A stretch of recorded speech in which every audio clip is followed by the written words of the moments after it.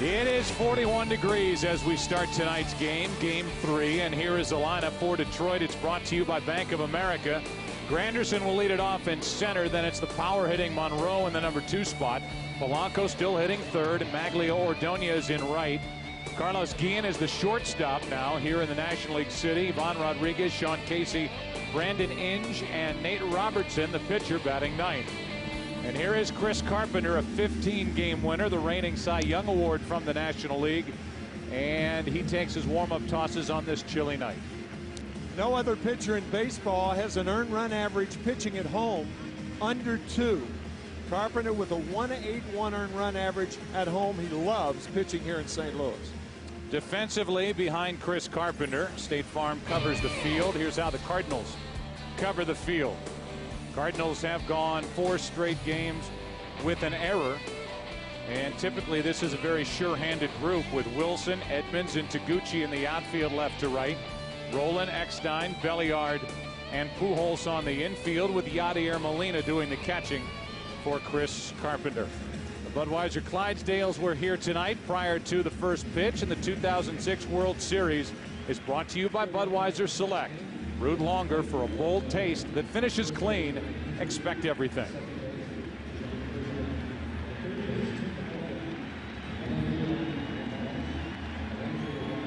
Before first pitch, here are the MasterCard keys to the game. Well, the Detroit Tigers know that pitching is still their strength. And another left-hander for the Cardinals, who were 23-34 against left-handers. That is the 5th worst record in baseball, and a Red Sea here in St. Louis this evening. Curtis Granderson first up. Monroe will follow, and then Polanco against Chris Carpenter. Ball 1. As Tim mentioned, Carpenter has been phenomenal here at home this season, and really since he put on a Cardinal uniform for the first time. He is every bit the ace the teams look for, and the right-hander is making his 8th career postseason start. He's 4-1. A loser in Game 6 of the NLCS. 2-1 on Granderson. Carpenter's given up 10 runs during the postseason. 6 of those runs have come in the first inning. So Joe Girardi talking about that. If you get Carpenter, get him early. Certainly true with the Tigers tonight. Granderson now with a 2-2 count as he tries to get this offense jump started here in the first inning.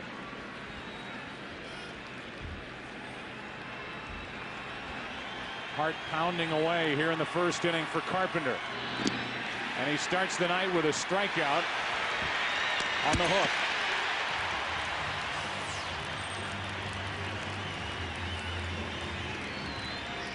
Now Craig Monroe will step to the plate, and he has been hammering pitches this postseason. He has hit 5 against the Yankees, against the A's, and 1 in Game 1. There's the shot in Game 2 off Weaver. And there hasn't been a cheap one in that bunch. Free swinging first ball hitter. And he goes after the first pitch, breaks his bat. Edmonds is there, 2 out. Monroe, just so you know, who went after that first pitch, hit 400 this season, regular season and postseason combined, when he put the first pitch into play. Here he flies out. He's the 2nd out, and Polanco, who got a nice hand from the Cardinal fans who remember him from his days in the Cardinal uniform, digs in. Cardinals tired of seeing Granderson or Monroe hit 2 first ball fastball home runs. Carpenter starting him off with a slider. Strike 1 to Polanco. Hard to believe Polanco is 0 for 7 in this World Series. The layoff has slowed down his bat. The MVP during the ALCS. And as Carpenter has 2 outs here in the inning, his scouting report. Talked about getting through the first inning, and he loves this mound. Earned run average the best in baseball, and one of the best curveballs. He got Granderson on the curve out of the strike zone. Polanco spoils the pitch.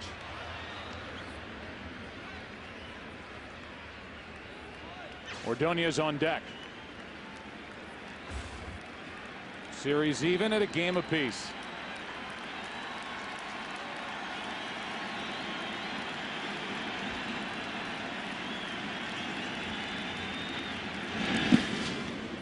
Blocked by Molina, ball one. That ball went under the plate.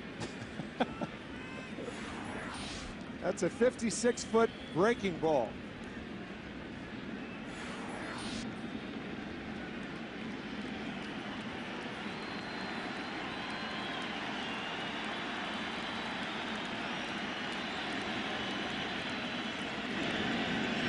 Breaking ball is chunked to short. Eckstein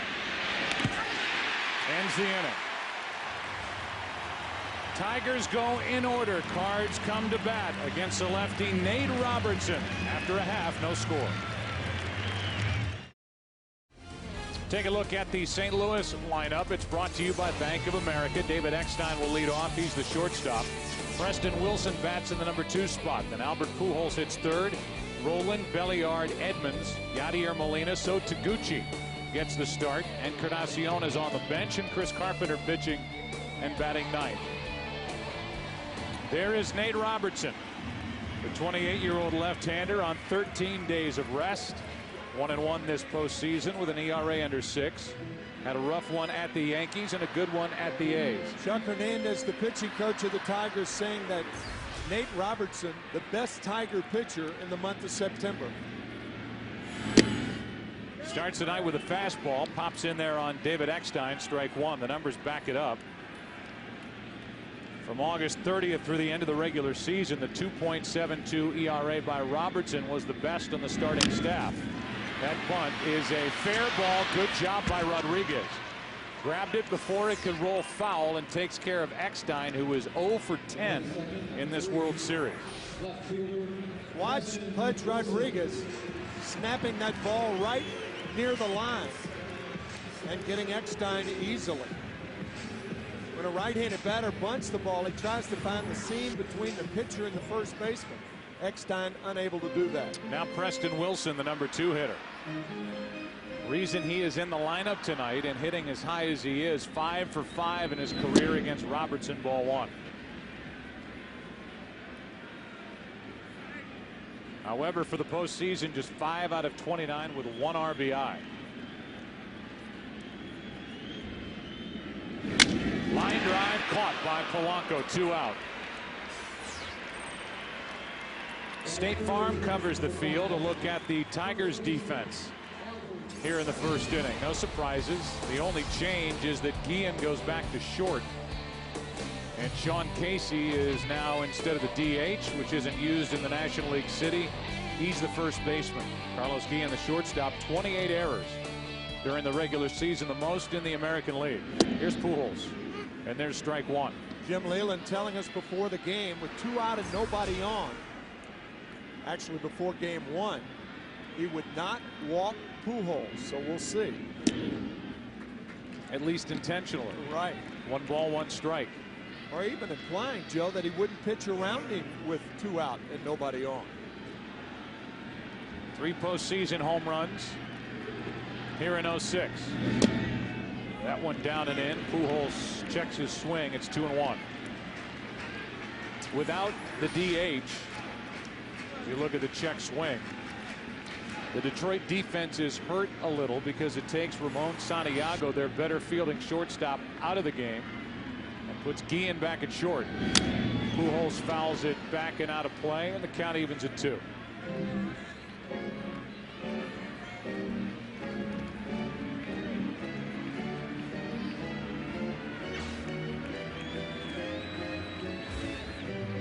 Two quick outs. Eckstein trying to bunt. Rodriguez made the play. Wilson hit it hard, but right at Polanco. Caught by the Detroit second baseman. And now with the bases empty, a 2-2 pitch to Pujols. Full count.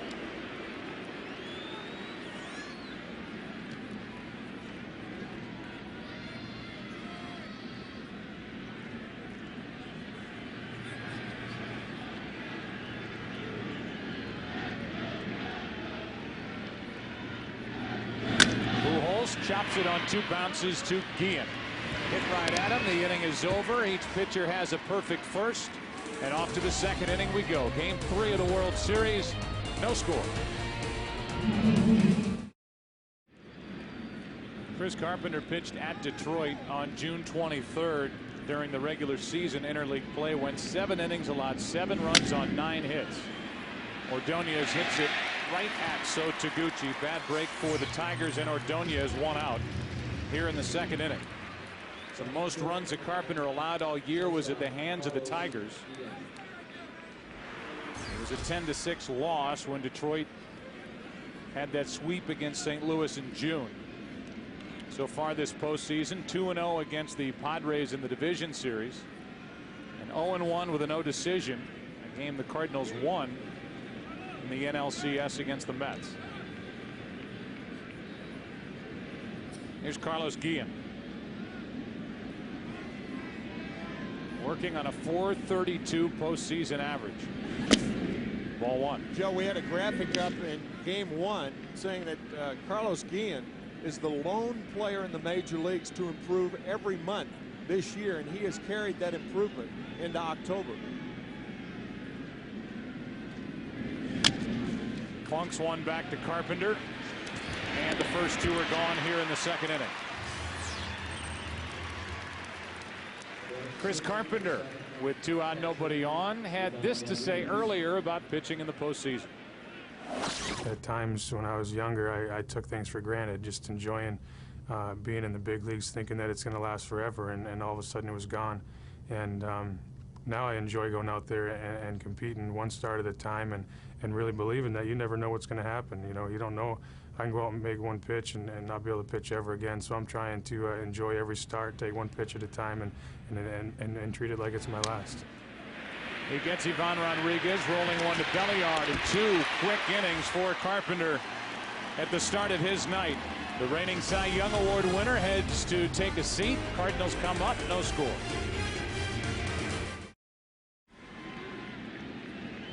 Chris Carpenter coming off a 4-pitch top of the 2nd. And here's Roland. Giving life to the fastball for Nate Robertson, who grew up in Wichita, Kansas. And ironically enough, the team he played on as a kid, the Cardinals. His 1-0 pitch is on the inside corner. Good pitch, 1 ball, 1 strike. Pitching to a guy who grew up in Jasper, Indiana. And of course, that is basketball country. And Scott offered scholarships to Oklahoma State and Georgia. Foul straight back. Big rip by Scott Rowland, 1-2.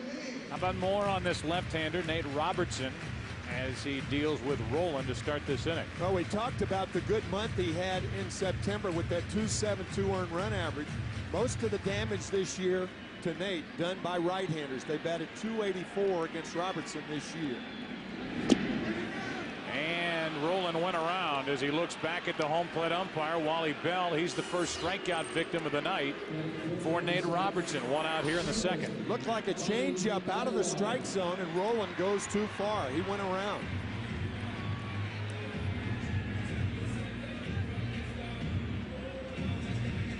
Close.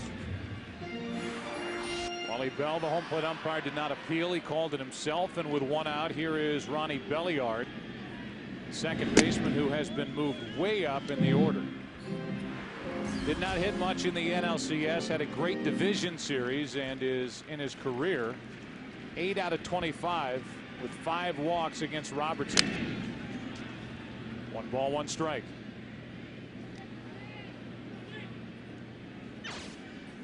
On deck is the left-handed hitting Jim Edmonds, and Nate Robertson has chewed up left-handers all year. Edmonds, the only left-hander in the Cardinal lineup.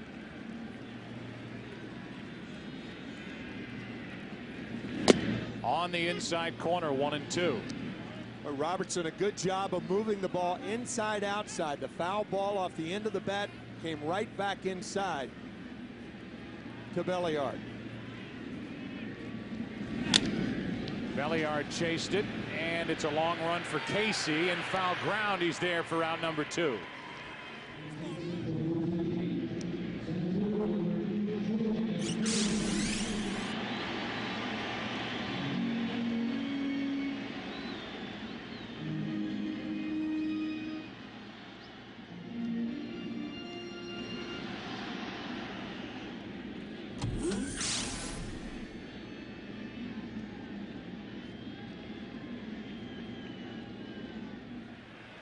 The left-hander Nate Robertson on the mound, wearing him for the Tigers. 2 out, nobody on, and Edmonds takes a strike. Early returns on Robertson with the 13 days of rest. He looks very sharp.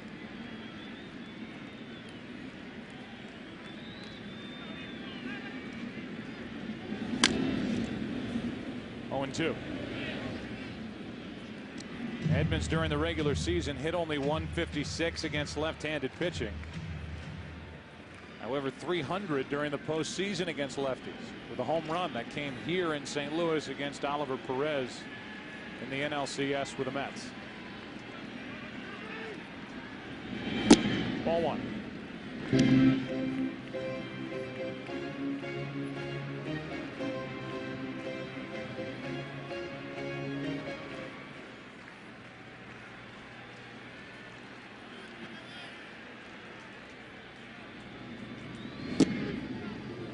Just low. 2-2. Dan Deerdorf right in the middle, our good friend, CBS Sports, former Monday Night Football announcer and a Hall of Famer, NFL Hall of Famer, number 72 for the St. Louis Football Cardinals. 2-2 pitch is down and away, full count.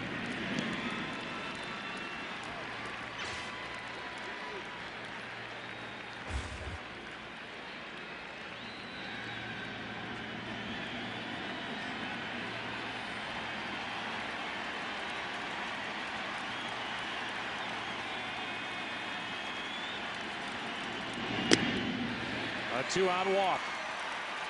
Let's go down to Chris Myers. Hey, Joe, Robertson wouldn't blame his vision on that walk. He knows he's not intimidating wearing the eyeglasses out on the mound. He said he tried to wear contacts when he came up to the big leagues, but his eyes were watering so much he wore his reading glasses in his major league debut. Now, his wife tried laser surgery, said it worked for her, but I'm old-fashioned. As long as it's comfortable, and Oakley customized him a pair of glasses. As long as I can see the mound, I'm good enough. Not exactly a visionary, but Nate Robertson says I can see my success from where I pitch. Went from reading books to reading hitters and doing a good job of it. But I think even Chris Myers would agree that the Fu Manchu kind of offsets the glasses and balances the whole thing out. Ball 1 inside and a 94-mile-per-hour fastball to Yadier Molina. First time that these St. Louis fans have had a chance to greet Molina, who hit the game-winning home run in the 9th inning of Game 7 of the NLCS at Shea. And now a visit from Pudge Rodriguez out to Robertson with a count 2-0. Now, the one thing you don't want to do when a guy is swinging the bat well, as Molina is to try to come inside when you're behind in the count. 2-0, 3-1 counts. Try to keep the ball away generally. But you can see the postseason, Molina has been red hot with that game winner that Joe talked about. Game winner and pennant winner. A 2-0. In at the knees, 2-1. Inexplicably, Molina taking that pitch. It's rare to be fooled when the count is 2-0 on you. And yet Molina takes one. That's his long ball right there. That's surprising.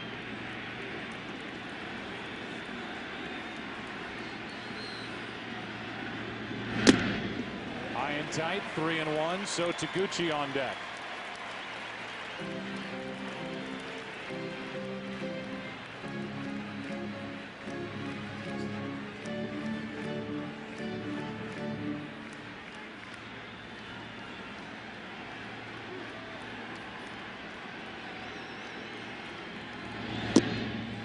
Full count. Molina thought it was ball 4, and that won't sit well with Wally Bell, the home plate umpire.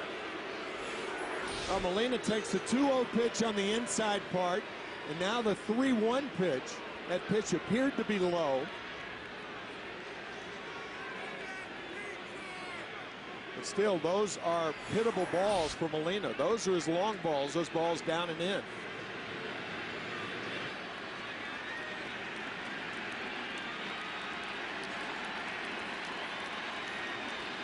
A walk to Edmonds with 2 out. Now a 3-2 pitch. Edmonds goes and Molina fouls it.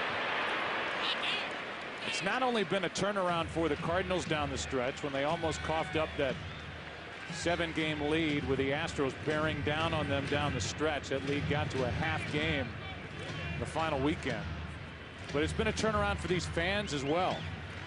The second half of the year, they started to believe that whether or not the Cardinals ended up winning the division didn't mean much, because once they entered the postseason, they weren't going to advance. And now here they are in the World Series, tied with Detroit at a game apiece, with Carpenter on the mound tonight and Suppan, who is cementing himself as a big game pitcher, going tomorrow night. Here are two teams in the World Series with losing records after the All-Star game. First time in World Series history that that's happened. Robertson trying to get out of what is now a long bottom of the second. It started off with Rowland striking out, Belliard fouling out, and now Molina hits it down the line off the left field umpire, Randy Marsh. It just kept chasing the crew chief, and he couldn't get out of the way. Foul ball. Randy smiling about that. Tries to get out of the way. Randy doesn't run as well as he used to.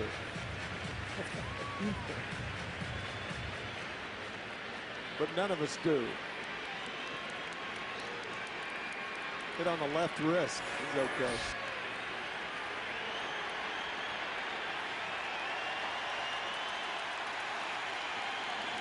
Another 3-2. Another foul ball. Jim Edmonds, who gets a shot in the ball of his left foot prior to every game, a Novocaine to numb the pain in his left foot, is saying, hey, Yachty, put one in play here. I'm getting my sprints in October 24th.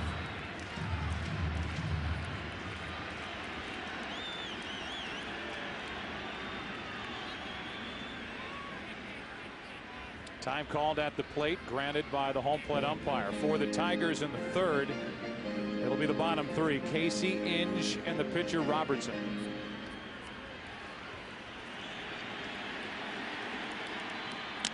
Molina hits it in the air to left and right at Monroe to end the inning. Good start for the lefty Robertson. Good start for the right-hander Carpenter.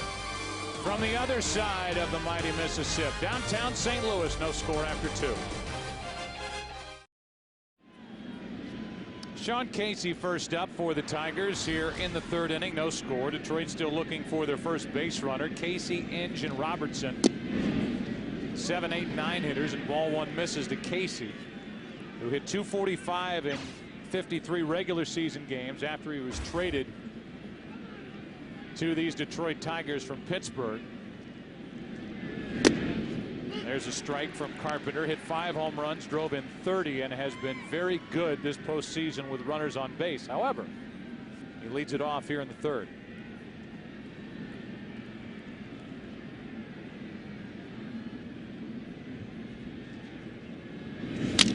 To the right side, and Belliard, playing in shallow right field, takes care of Casey.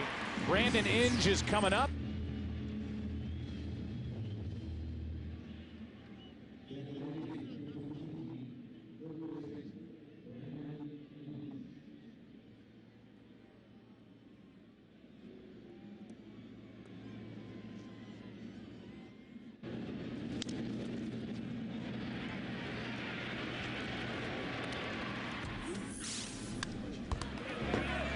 Goofy is goofy. And he gets the first base hit of the night for Detroit as he singles into center field. He shows off those good hands. And later in that piece showed off a fantastic trick with a bat as he's on with one out here in the third inning, and that gives Robertson a chance to bunt. Brandon kidding himself about goofy and goofy. Nothing goofy about that swing. The guy signed as a catcher and is now a terrific third baseman, and you're right, Robertson will be up there trying to bunt. Throws left, bats right, and takes a ball from Carpenter. Thing you try to do as the right-handed bunter, you try to bunt the ball toward first base because you have Pujols holding the runner on. So he's late coming down the line. Plus, he's got a bad right hamstring. So if Robertson can get it down anywhere down the first base line, the sacrifice will be successful. Robertson trying to get Inge into scoring position for Granderson, who's on deck. And time called at the plate by Molina. So these are the small things that National League pitchers are asked to do start after start. Get bunts down, advance runners, and it's up to Robertson to get that done here for Detroit and give Granderson the RBI chance.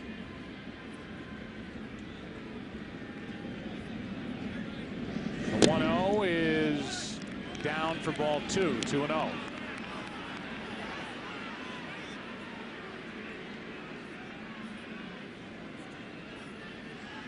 That was a close fastball, but sometimes when catchers have to field a possible bunt, they'll take that low pitch away from a pitcher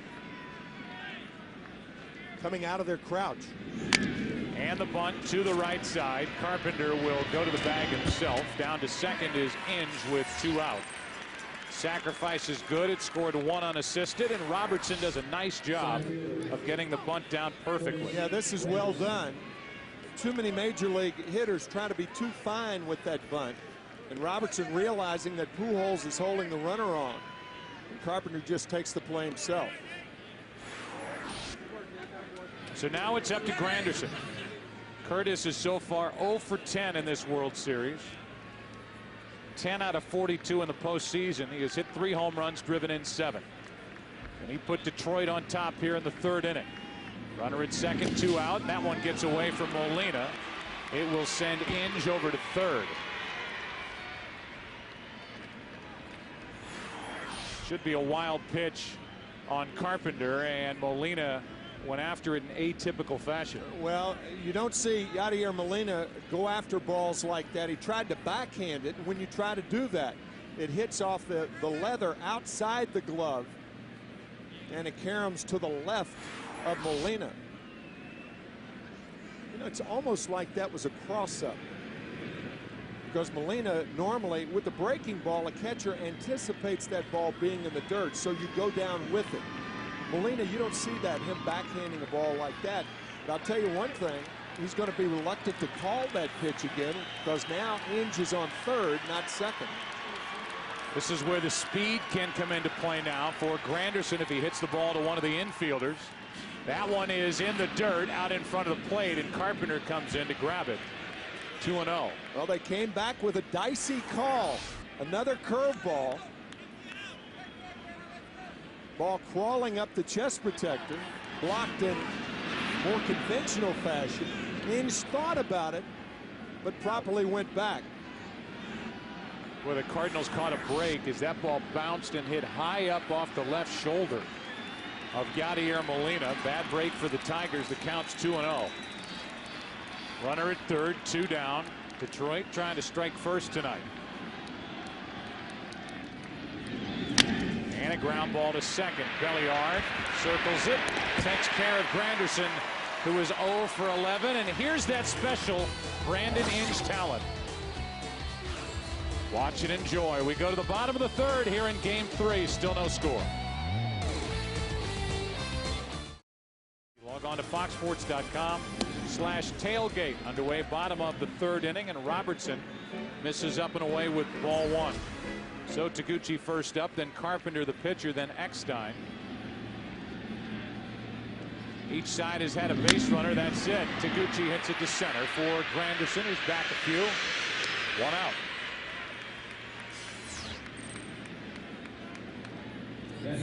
Taguchi now 5 out of 9 this postseason, and Carpenter, who's 1 for 9 swinging the bat this postseason, and an .095 career hitter, walks in. Chris had no extra base hits on the year, so if you're the right fielder and center fielder, you have to play Carpenter very, very shallow. Protect against balls being dumped in front of you. First pitch strike from Robertson. Left fielder Monroe in a typical position, as Carpenter will check on Granderson coming in, and a little to his left, 2 out. 2 quick ones put up by Nate Robertson. Bases empty, and Eckstein will be the hitter next Tuesday on Fox. Standoff returns, all new at its new time, 8 Eastern, 7 Central, followed by the Emmy Award-winning smash hit House at its new time, 9 Eastern, 8 Central. It all starts next Tuesday right here on Fox. Viewer discretion is advised. With the bases empty and 2 out, David Eckstein will step in. Eckstein tried to bunt his way on back in the first inning, but barely got it out of the batter's box when Ivan Rodriguez pounced on it. Strike 1.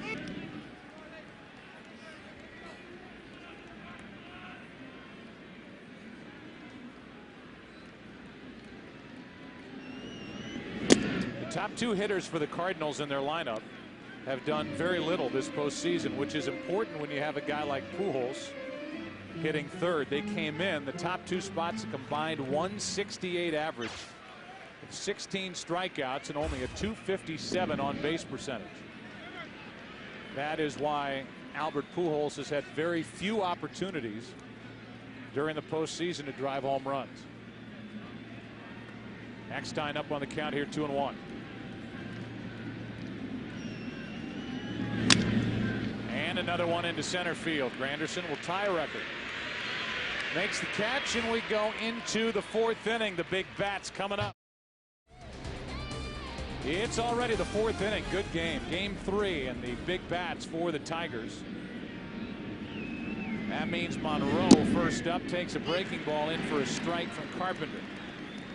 Monroe went after the first pitch in the first inning. Fly to shallow left center. He's hit 5 home runs this postseason. That pitch is on the inside corner. It's 0-2, and for Monroe, he set a new Tiger record with the most home runs hit in one postseason for Detroit. Once you get to 2 strikes with the fastball inside, then you can go away, away, away. Tease Monroe. In the dirt, ball 1. Tigers made a wise selection when the Texas Rangers tried to sneak Craig Monroe through on waivers in February of '02. Detroit pounced on him, and this guy has developed and has been getting better and better and has been one of the stars for Jim Leland this postseason. A 1-2 pitch from Carpenter. Breaking ball. Monroe strikes out, and that's strikeout number 2 for the Cardinal right-hander. Once again, what set that pitch up was that fastball for a strike inside. And after missing 0-2, he gets Monroe on the curveball. One of the tightly wrapped breaking balls in the major leagues. That's Chris Carpenter's curve. Brings in Polanco with the bases empty, 1 out. Carpenter grew up and still lives in the offseason in New Hampshire. So he's used to the chilly temperature, 41 degrees at the start of the night. So there are times when they used to have to shovel off the field so they could play. Weather is for the most part nice tonight. Not supposed to be tomorrow night. Supposed to have a lot of rain here in St. Louis on Wednesday night. That last pitch was the most hittable pitch that Carpenter's thrown the Tigers all night. A slider right in the middle of the plate. See how Molina is setting up outside? He has to come inside. That's normally not a good sign for a pitcher. The 0-2. Eckstein to his left, gets to it. 2 out. We ask you to please join the entire Major League Baseball family in offering support to rebuild the Gulf Coast. Help Habitat for Humanity by calling 1-800-HABITAT. Earlier tonight, the World Baseball Classic joined that commitment with a $1.2 million donation. 16 homes will be built in the Gulf Coast, representing the 16 countries that played in the World Baseball Classic. Bob Dupay was here representing Major League Baseball, and Players Association COO Gene Orza was here representing the players side. And with 2 out, nobody on, here is Maglio Ordonez, who hit it hard his first time, but lined out to right. He's 0 for 1. 1 ball, 1 strike from Carpenter. Got one of the better home teams during the regular season against the best road team in baseball, going at it here tonight. Joe, I can't help but think guys about 4 feet apart, Maglio Ordonez, Yadier Molina, both with home runs to put these teams in the World Series. Ordonez against the Athletics, Molina against the Mets. A 2-1 from Carpenter is hit hard into right center field. Taguchi back is there to end the inning. Ordonez hit it hard again, but he's 0 for 2. Fourth inning rolls in. Bottom half here in St. Louis. Still Tigers, Cardinals, no score. 2, 3, and 4 hitters for St. Louis against Nate Robertson, who has yet to allow a hit.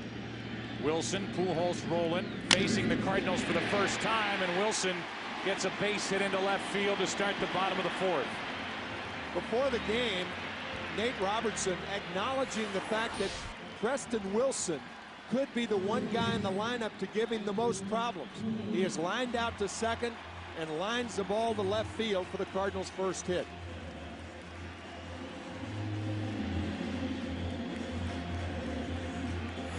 So St. Louis has their first hit. They put their leadoff man on for the first time. Their only other base runner, a 2-out walk given to Edmonds in the second. Here is Pujols. There is ball 1 from Nate Robertson.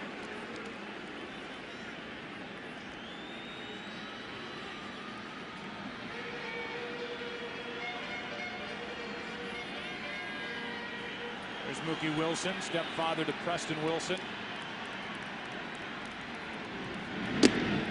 2-0 on Pujols.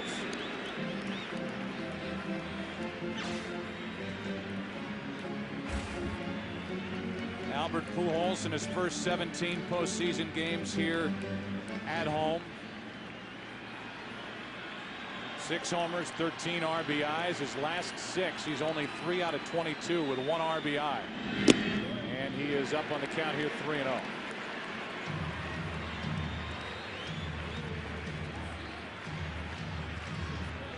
Prior to this inning, Robertson had been able to get inside on the right-handed batters, working from the third base side of the pitching rubber. Gave up a hit to Preston Wilson, and now the 3-0 pitch is a strike to Albert Pujols. Pujols, with all his prowess, does not like to swing at 3-0 pitches. Part of that, the reason for that is that he doesn't see a lot of pitches in the strike zone to begin with. It's tough to come inside to right-handed batters when you're falling behind. Chase the pitch and shoots it down the right field line. It'll be a ground rule double as it hops out of play. Second and third, nobody out. That is just remarkable plate coverage by a guy with the best plate coverage. That ball is outside with Rodriguez setting up inside. And Pujols, that ball's about 4 inches off the plate, and he hammers one down the right field line. It's just remarkable how much of the plate he can cover. Well, the question is always for the Cardinals, is Pujols going to get frustrated and start to chase pitches out of the strike zone? He did right there, chased ball 4 and turned it into a double. It hopped out of play, which took a run off the board for St. Louis and leaves it up to Rolen with second and third, nobody out. Ball 1 inside. The Cardinals are more concerned with Pujols chasing balls down than they are outside or inside because of his plate coverage, and that was a perfect example. That pitch missed by about 4 inches, and Pujols delivered. Down and in, 2-0 on Rolen.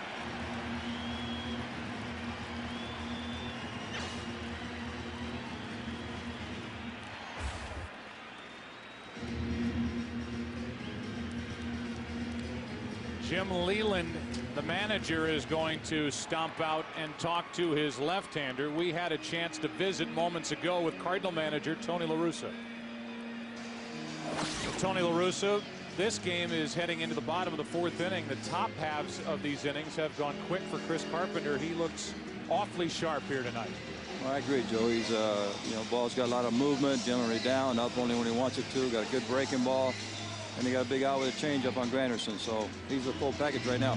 Your lineup is ready to go with the 2, 3, and 4 batters here in the bottom of the 4th inning. It's been an issue for your team to get guys on base in front of Albert Pujols, and as we speak, we're about to see Preston Wilson try and do that.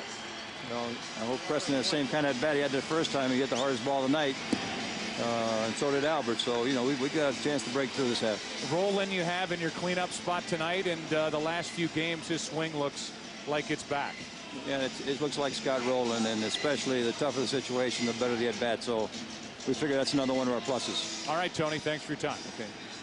Rolen with a count 3-0 takes a walk, and the bases are loaded. A single, a double, a walk.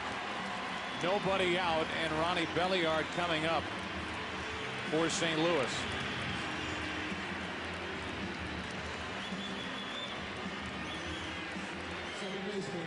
Belliard is in this spot with this type situation. 8 out of 26 with 5 walks in his career against Robertson, one of the few guys who had seen this left-hander prior to tonight's start and had success against him. Wilson is in there for the same reason. He started this with a base hit into left.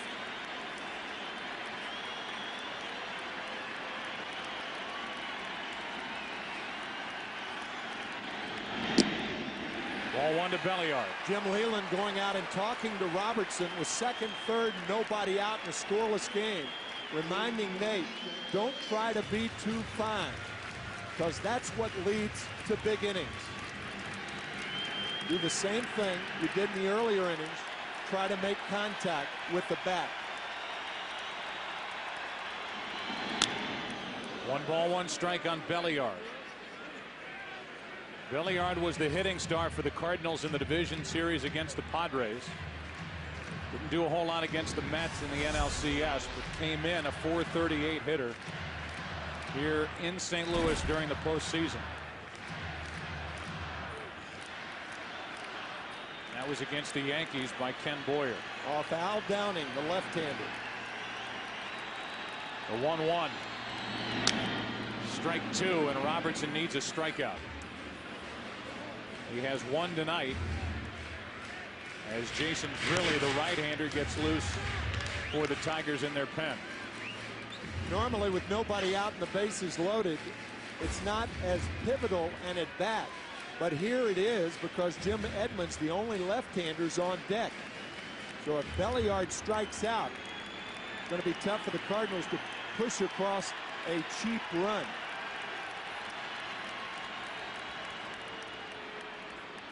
Time called by Ivan Rodriguez. He popped up and wanted to go through the signs again for Robertson. What's a cheap run? It's a run where you could score even if the hitter grounds it to a double play. To third, Inge throws home. Out, 1 away, and a big out for the Tigers with Edmonds coming up. The force out at the plate. Inge fires home and score at 5-2. Inge realizing that it's not hit hard enough to get a double play the conventional way, a 5-4-3, so he comes home for the force. Right play again, particularly with Edmonds coming up. Notice how he throws the ball inside the line.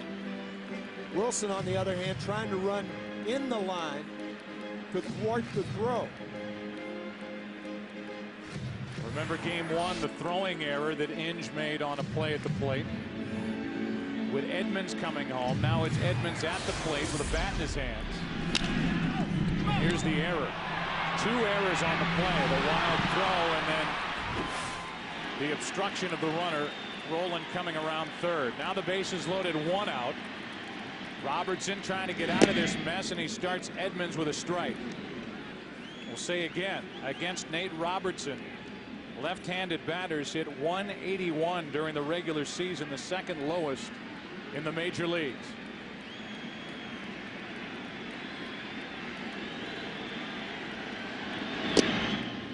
One ball, 1 strike on Edmonds.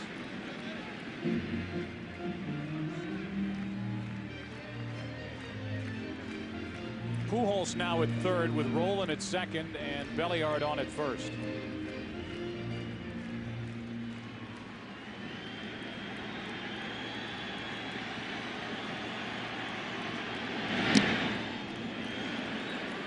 Caught in odd fashion by Rodriguez. The backup slider. He's looking for it away and has to cross the plate to catch it. But you're right. Very odd looking catch by Rodriguez. And the reason why I said it that way is the pitch didn't look that bad. No, wasn't a ball in the dirt. Don't know if it would have been a strike, but instead of 1-2, the count's 2-1. Edmonds pops it up, third base side. Ings gives it a look. It is out of his reach. 2-2.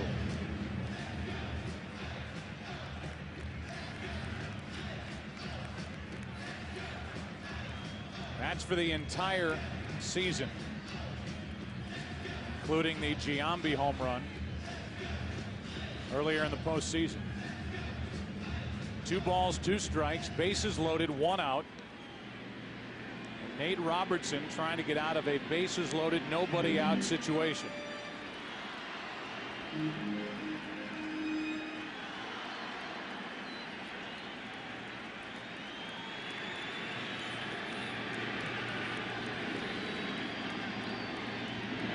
Edmonds grounds it fair, past first, down the right field line. 2 runs are going to score. Belliard is held at third. Edmonds has delivered for St. Louis 2-0.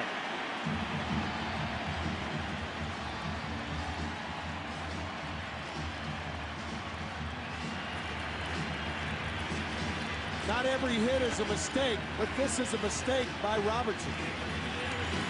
Right in the middle of the plate to Edmonds. Edmonds turning on what appeared to be a backup slider, maybe a fastball, thrown about the same speed, driving in the first runs of this ball game. Hooked it inside the bag, played off that short wall by the right fielder Ordonez.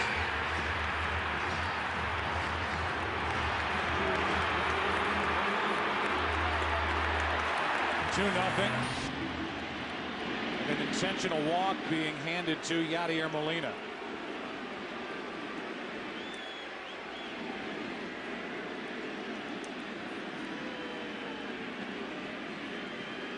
It will load the bases for So Taguchi, and you wonder if Leland will go get Robertson and bring in Grilli. You know, Leland's thinking he can't fall too far behind with Carpenter pitching on the other side. That's what he implied with us before the game. Of course, he was talking about Robertson and perhaps being wild, but wildness has not been the problem. That middle of the plate fastball or slider. To think of it, it appeared to be a fastball right now, but Jim Leland saying this is one of the reasons it's tougher to manage in the American League than it is the National League. In the National League, conventionally, you have to pinch hit for your pitcher, but not in the American League. You have to have the guile to know when to get the pitcher. And Leland appears to be staying with Robertson in this particular spot. Taguchi is 0 for 1 tonight, 5 out of 9 during this postseason, with 2 homers and 4 RBIs. Bases loaded, 1 out.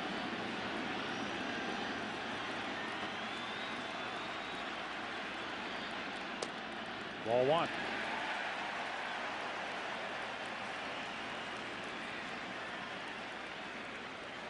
By Tony La Russa's own admission, So Taguchi did not have a good year, but he has turned his fortune around in the postseason.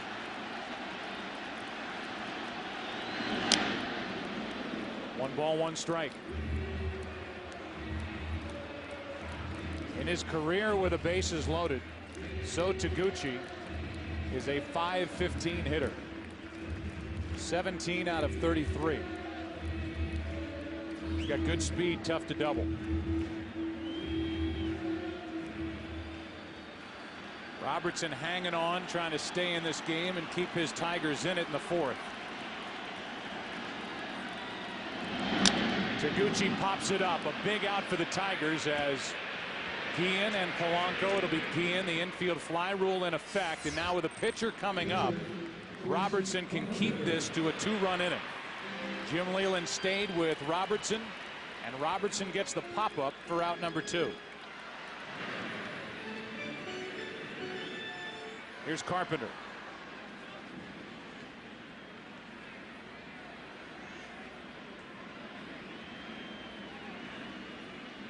Carpenter with 2 RBIs during the regular season. Strike one.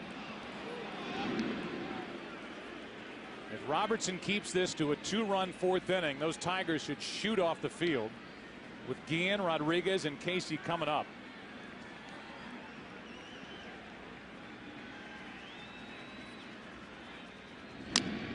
Carpenter pops it up right side for Casey, and a very good job by Robertson to limit the damage. The Cardinals get the first 2 runs of the night.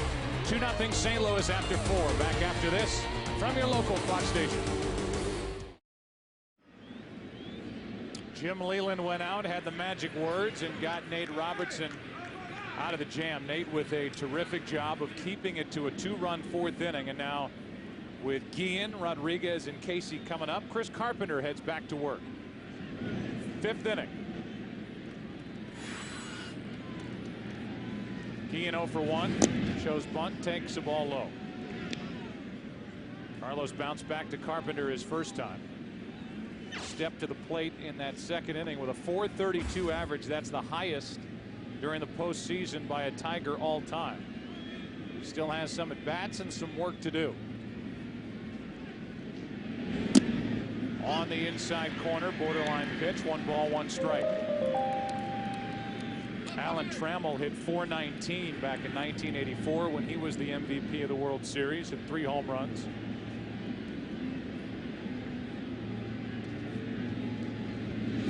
That is foul outside first.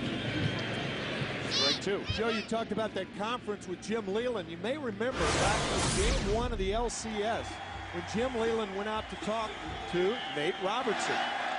Tigers had a 5-0 lead at the time, and all Robertson did was strike out the side against the Athletics. Happened in the bottom of the 4th in Oakland. It happened in the bottom of the 4th here in St. Louis, and now Guillen strikes out, and for Carpenter, strikeout number 3. Let's go out to Chris Myers. Chris. Joe, I'm mingling with the fans here in left field, and you can benefit. What's your name? Bobby Kelly, and I'm 11 years old. Okay, Bobby, the fans out here, if you're not lucky enough to be here by watching, you can still benefit. Get a free taco from Taco Bell if a home run is hit to left field in the 6th inning, November 1st, between 2 and 5, your local time, a crunchy beef taco. But 11 years old, that'd be pretty good, huh? Is that why you're out here left? Yeah, I'm not here to watch the game, but a taco wouldn't be bad. Okay, that's good. And between now and the 6th inning is that home run rule, okay, Joe? And that would mean 300 million people. Everybody in the U.S. gets a free taco. I think only Joe Buck can afford that, right? I'm pretty sure Joe Buck can afford it. All right, I think he can. All right, let's go back to you, Joe. Yeah, we got you. Ground ball to the right side, and Pujols takes care of Rodriguez, who is now 0 for 10 in this World Series. A lot of tacos. Who is that that chimed in out there? Now Myers is bringing in guests out there to rip me. By the way, Myers will like this. If there isn't a home run hit in that area in innings 1 through 6, I get to pick after that when the free taco home run occurs. Oh, you do? Yes. Nobody in the history of the free world has had that kind of power. Tacos for all. 2 out, nobody on, and Casey slaps one down the left field line. Foul. Meanwhile, Carpenter has shut out the Tigers through 4 2/3. The only base hit, a single by Brandon Inge. He has been sharp tonight. And not only the 1 hit, but he has done it with relatively few pitches through 4 2/3 innings. He's only thrown 43. 1 base runner for the Tigers. Here's an 0-1 to Casey. Off the inside corner, 1 ball, 1 strike. Casey bounced out to second his first time up to 44. Cardinals will have the top of their lineup in the bottom of this 5th inning. Eckstein, Wilson, and Pujols. Casey trying to keep this 5th inning alive. Little flare into left center field. Preston Wilson will play it on a bounce, and Casey has done just that. And now Brandon Inge, who down at the bottom of the lineup all year, hit 27 home runs, will step in as the tying run here in the 5th. You can see Casey pulling those arms in and hitting it just above the trademark and sink one in front of Preston Wilson. It would take a well-placed shot by Inge if it doesn't get over the wall to score Sean Casey. He's got that pulled calf. It is a 41-degree night, and he does not run well. Down and away, ball one. 27 home runs on the year for Inge. You don't see that much power in the National League from your 8-hole hitter. And one of those home runs that Inge hit was off Chris Carpenter, June 23rd in Detroit. And that 10-6 Tiger win, that's outside. It looked like this.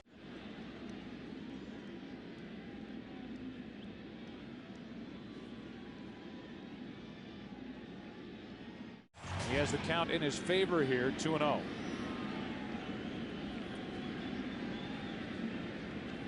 They don't hold against Casey at first, and Carpenter drills the outside corner, 2-1.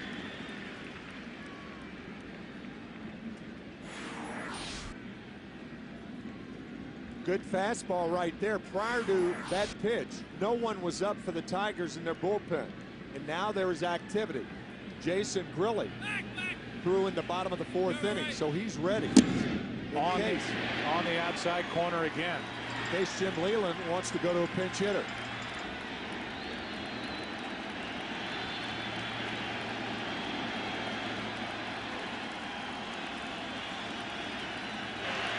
One on, 2 out, 2 balls, 2 strikes. Inning over. Carpenter just blowing a fastball by Inge halfway through game number 3. 2-0 St. Louis. The World Series on Fox is sponsored by Chevy, baseball's #1 fan. Chevy, an American revolution. Well pitched, well played game here in game 3. St. Louis, first of the middle portion of this World Series. 2 more to come at Busch Stadium, and the first pitch to Eckstein is up and away. 2-0 Cardinals on top. RBIs, both of them belong to Jim Edmonds. The bases loaded 2-run double in the 4th. Eckstein 0 for 11 in this World Series. Showed bunt, was going to swing, and takes a strike. 1 ball, 1 strike. We had a chance to visit with Jim Leland during the last break.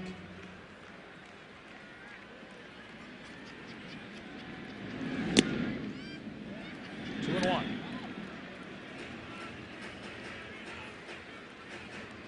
Eckstein injured his left shoulder in the NLCS against the Mets. He's had a tough time pulling pitches as he takes strike 2 over the inside corner. And these Tigers have been working him inside this entire series. 2 guys with injured left shoulders in this series. Placido Polanco for the Tigers and David Eckstein for the Cardinals. Hitless thus far. Turns on that, but pulls it foul.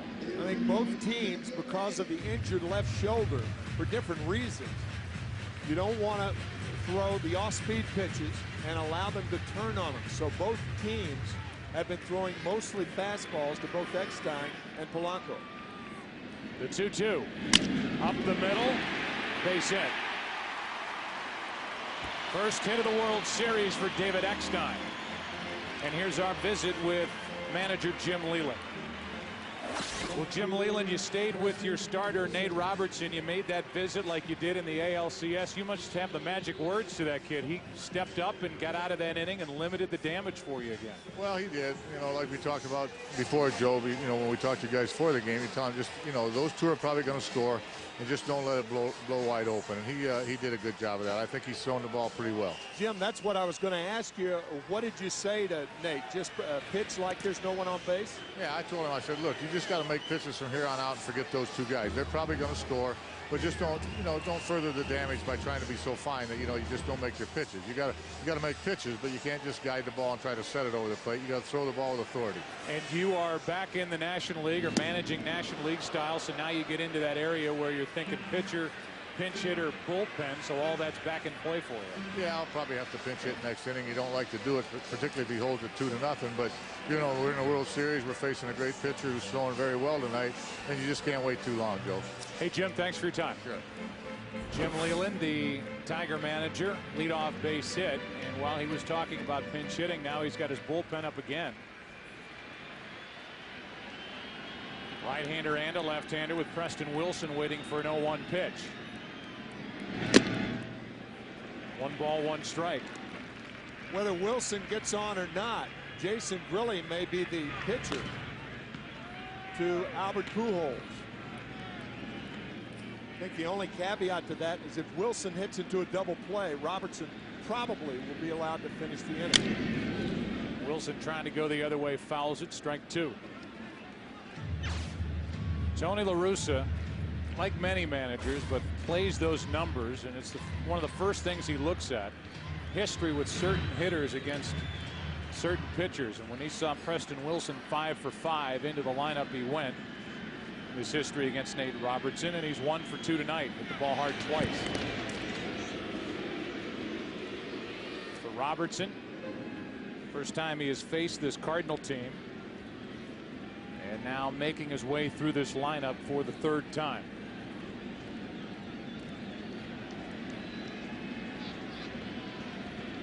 Slide step, and that misses down and in. Sometimes when a pitcher is in that slide step, the guy he fools is not only the runner at first base, but the hitter. Preston Wilson used to the high leg kick, and that slide step, that fastball was on top of Wilson, but it was inside and low. 17 home runs during the regular season for Wilson, who started the year in Houston. Was cut loose, was out on the street. The Cardinals picked him up, and he helped the Cardinals hold off the Astros down the stretch.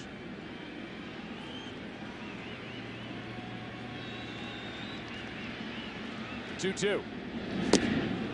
A strikeout for Nate Robertson, his 2nd of the night. And it comes with Pujols coming up. The strikeout pitch to Preston Wilson. Last time up, Pujols doubled down the right field line when he chased the ball out of the strike zone with a 3-1 count.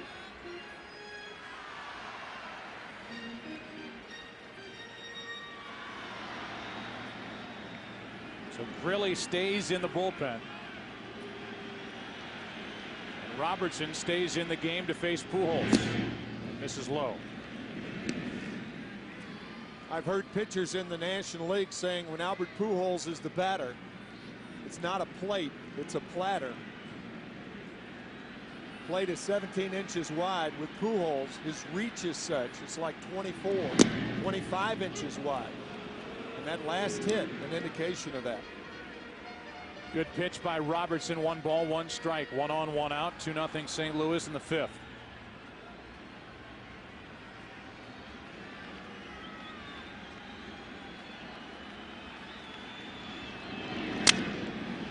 Off the end of the bat, shallow left field. Out is Guillen. The shortstop is there. 2 down. Last time up, that double we're talking about, Chris Shelton is in the dugout wearing a microphone, and Kenny Rogers had this to say to Shelton.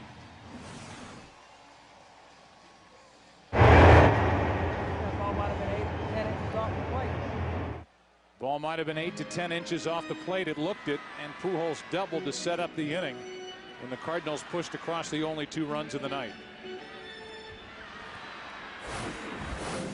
This time Robertson gets him on a pop-up and now deals with Rolen, who's 0 for 1.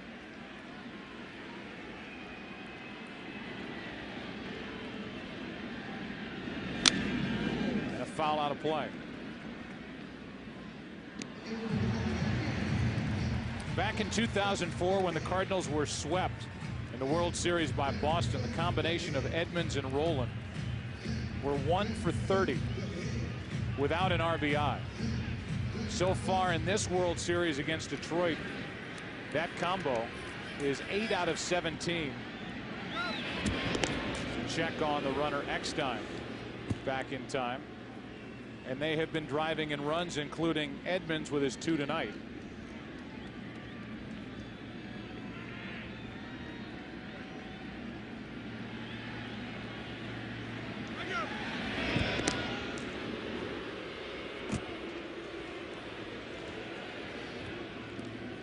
Edmonds and Rollins 5 RBIs help pace the Cardinals, where they are tied with Detroit in this World Series and leading in Game 3. Over but low, 1 ball, 1 strike on Rollins.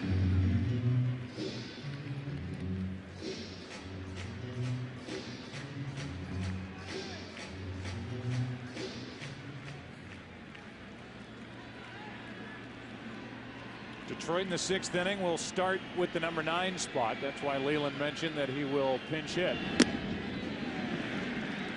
2-1.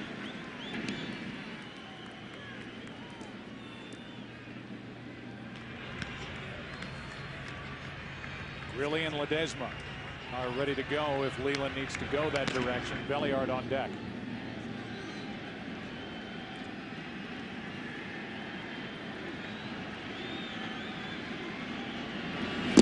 Two and two.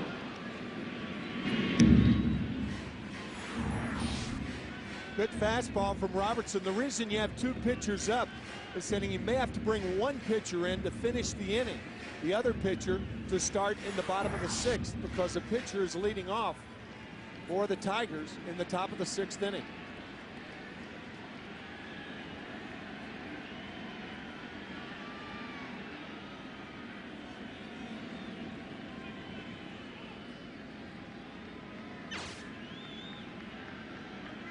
Roland backs out again. The Cardinals, as Tim mentioned earlier, the 5th worst record in the major leagues against left-handed starters. 23-34, but so far this postseason 3-3. Leading Robertson 2-0 in the 5th, and a check on the runner Eckstein.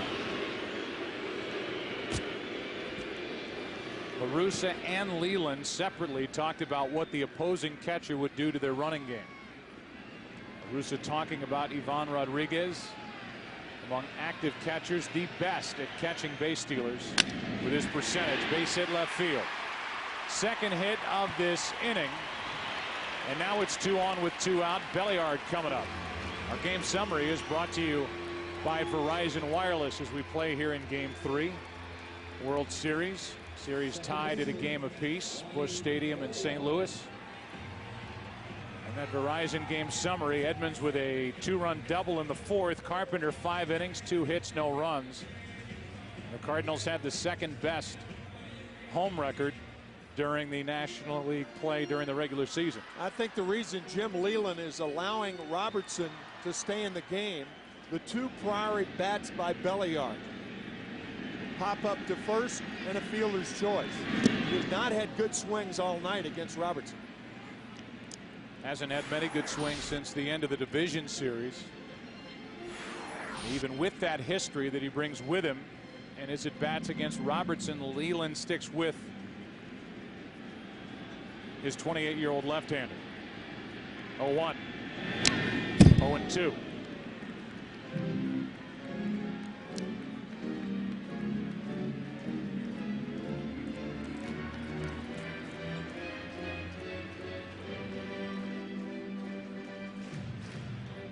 Leadoff single by Eckstein, a 2-out single by Roland. Belliard set up at 0-2.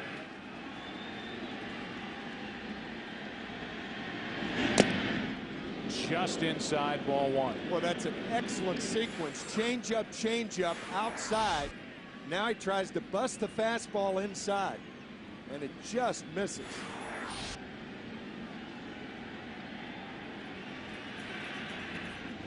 Got him on the inside corner, and Robertson, it hasn't been easy the last 2 innings, but he has done more than enough to keep his Tigers in the game. Still 2-0 St. Louis after 5 in Game 3.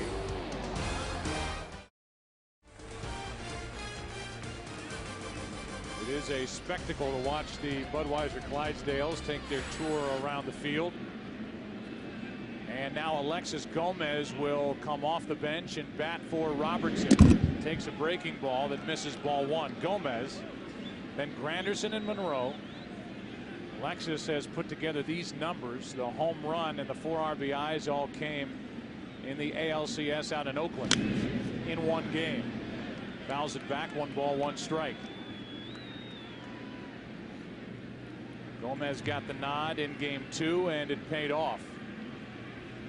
for Jim Leyland. Nate Robertson had that sort of a night. 5 innings, 2 runs on 5 hits, and a shattered bat. Belliard takes care of Gomez, 1 away. Gomez is gone, and now Granderson, who's 0 for 2. 0 for 11 in the World Series, steps in. Breaking ball for a strike from Carpenter. 2 singles tonight for Detroit.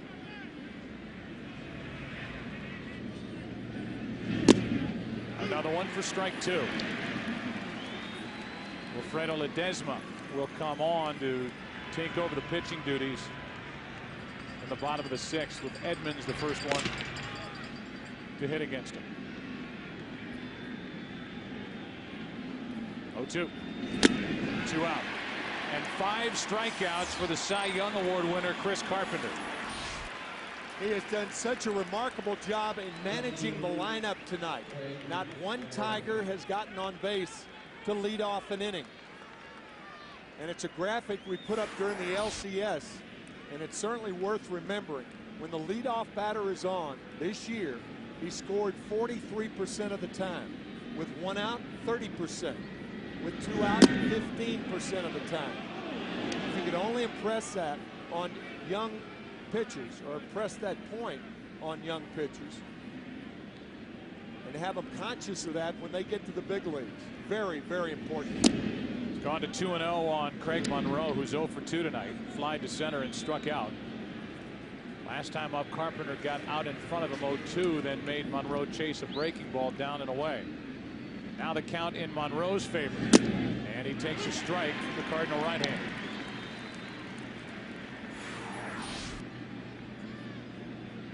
Gets behind, throws the fastball away. Monroe grounds one up the middle. Eckstein to his left takes care of Monroe, and Carpenter so far has taken care of Detroit. Bottom of the 6th inning, bottom part of the order coming up. 2-0 St. Louis. We move into the bottom of the 6th inning, and the bottom part of the order, 6, 7, 8, against the new left-hander Will Ledesma for Detroit. This guy has a live arm, as he shows right there. Blistering fastball for strike 1 to Edmonds, who has the only RBIs tonight.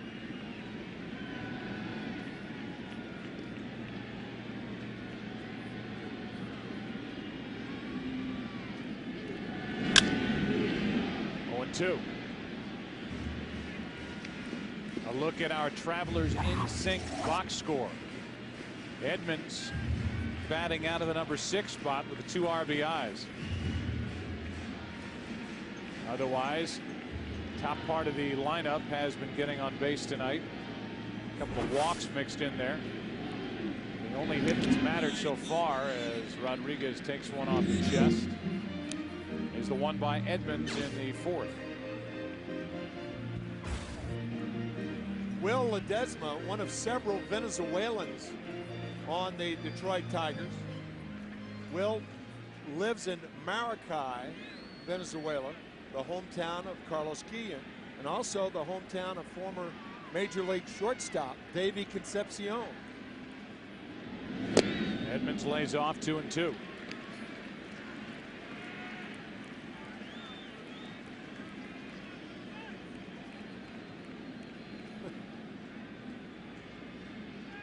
Edmonds has walked, doubled home 2. Ledesma trying to retire the Cardinal center fielder for the first time tonight. And he does. Strikes him out to begin the bottom of the 6th. Prior to tonight's game, the Roberto Clemente Award was given to Carlos Delgado of the New York Mets. As the 2006 national recipient of the Roberto Clemente Award. The award given annually to the player who best exemplifies the game through sportsmanship, thanks to individuals like community involvement, and outstanding on-field performance. And you can see the bandage on the right wrist of Delgado. He has had already one of 2 off-season procedures that he will undergo prior to 2007 before returning to first base for the Mets. as they begin their quest yet again. 0-1 the count on Molina, who's 0 for 1. Carpenter has thrown, by the way, only 60 pitches through 6 innings. Carlos Delgado winning the Roberto Clemente Award. And remember, Delgado wears number 21 in honor of Roberto Clemente. Probably the greatest defensive right fielder in the history of the game. A 1-1 pitch. Down and in. You saw Zumaya getting loose. I'm sure Jim Leland is thinking we've gone long enough in this World Series without bringing Zumaya into a game. Guy who can light up a radar gun, triple digits, getting loose. Molina waits for a 2-1. 3-1 with Taguchi next.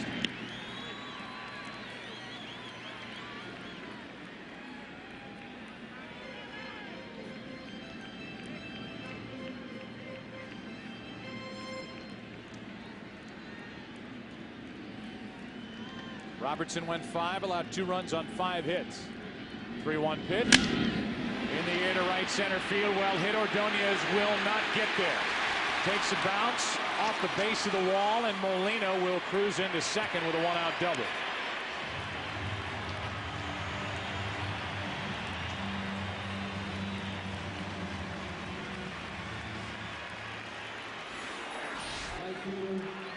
Molina really driving the ball to right center field. We had Luis Gonzalez as one of the analysts during the LCS, and Gonzo talking about how Molina is best when he drives the ball the other way. Proving that true once again. Molina to right center for the 6th Cardinal hit. Now decisions as to whether to walk Taguchi. Do you want to pitch to Eckstein or Taguchi? Carpenter's in the middle of those two, and if you put Taguchi on, you would see a bunt attempt by Carpenter, who was on deck, only 1 out in the inning, and we may see Zumaya right now. Yeah, I think you bring Zumaya in to overpower the bottom part of the Cardinal order.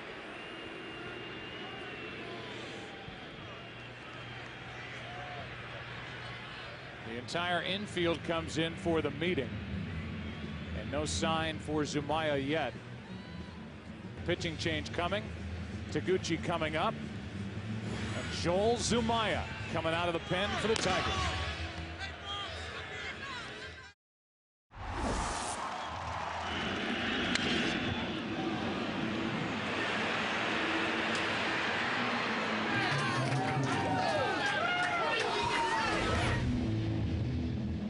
Well, if you haven't seen Joel Zumaya, get ready to enjoy. This guy can bring it with the best of them.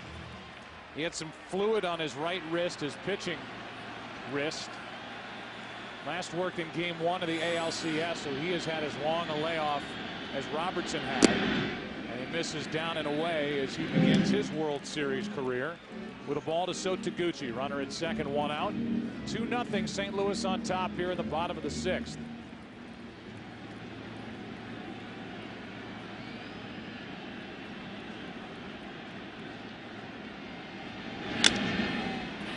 Fly ball down the right field line is foul. It kind of takes strategy, Tim, and throws it out the window as far as who you're going to pitch to, who aren't you, who you're going to bunt with.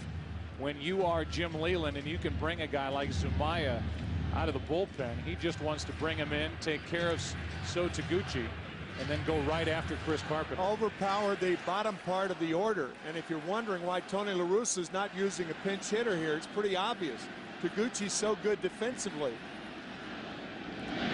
You have a 2-0 lead, so you're thinking defense and not offense. That's why there's no pinch hitter for Tony La Russa.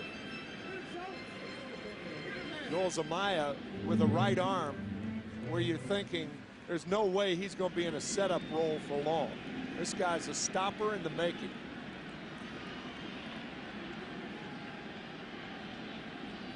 Behind on the count to Taguchi. 2-1 pitch is grounded foul.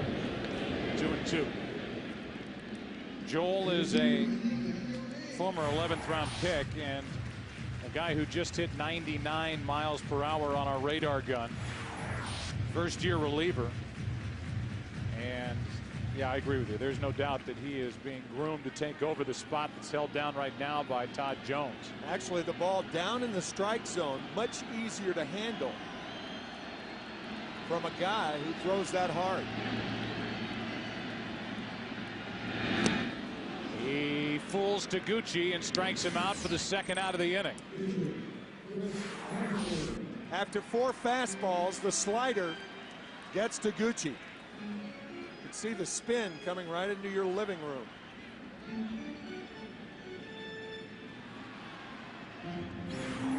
So Zumaya, a former starting pitcher, is a guy who obviously has more than just that electric fastball, and he showed it to Taguchi. Now Carpenter goes after the first pitch and pops it into right for Ordonez. Zumaya comes in, does his usual job, and we go to the 7th inning already of Game 3. Carpenter back to the hill. 2-0 Cardinals. Back after this from your local Fox station.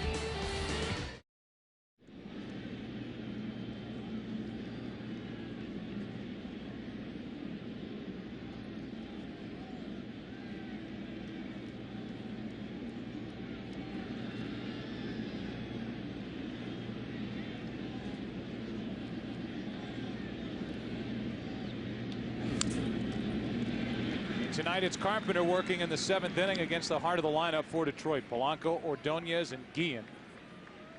And Placido, after being one of the tougher outs over the last few years in postseason in the ALCS, has been shut down. 0 for 9. 2 groundouts to short tonight. Behind on the count 0-1 to Carpenter here. 0-2. Back inside against Polanco, where the Cardinals have been working their former teammate. Polanco, so far this postseason, has been 5 for 6 when leading off an inning. He leads it off here in the 7th inning, trying to get it started for the Tigers. Carpenter's 0-2. Line drive caught by Pujols, 1 away.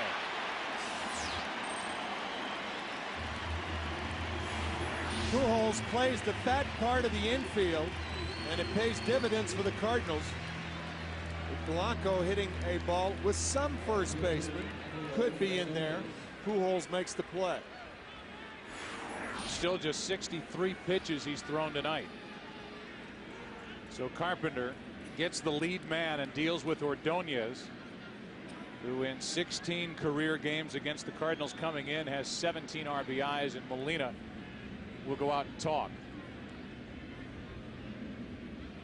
With no home runs hit thus far tonight to left field or left center field, for the remainder of the game, Taco Bell is expanding their promotion from foul pole to foul pole. Any home run now wins America a free taco. There may be something wrong with Carpenter. Molina went out to check. Eckstein now calls Barry Weinberg out, and Carpenter will get a visit, and Carpenter is not keeping Weinberg away. It's like something with his right hand.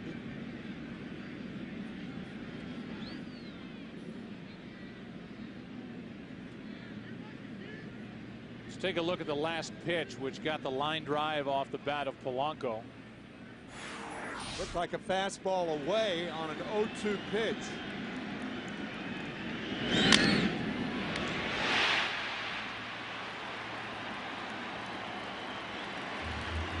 It looked like, this is just lip reading at its finest, he said something about his thumb when Barry Weinberg came out there. I agree with you. It's something on the hand. It's something with his grip, whether he's cramping up or whatever. He has had some trouble with cramps this season, but that is typically attributed to hot, muggy weather here in St. Louis, and it's anything but that right now. So far, no runs on 2 hits, only 63 pitches, and Carpenter will,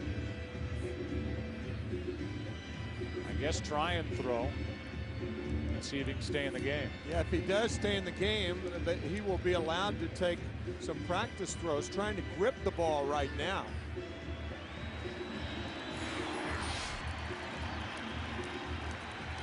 Cardinals obviously concerned not only about Chris Carpenter, but about this ball game. Only a 2-run lead. So the decision has been made, and I'm a bit surprised that he's not throwing a couple of pitches first. With 1 out, nobody on, Maglio Ordonez will step to the plate. And that's ball 1 down and away. We'll keep an eye on the Cardinal bullpen to see if they're going to get loose down there, and Josh Kinney will crank it up in case Carpenter cannot finish this 7th inning. Ordonez with a count 1-0. Takes high 2-0. Let's go down to Chris Myers. Just a quick update from the Cardinal dugout. According to the medical staff, it's a thumb cramp, a cramping thumb for Carpenter, and they'll keep an eye on it. Obviously, the cooler conditions could have an effect. All right, Chris, thanks. Remember, this is a guy in Carpenter who missed the 04 postseason with a biceps injury. He is cramped from time to time during the season. There's a fly ball into right. Taguchi is there for the out. 2 away.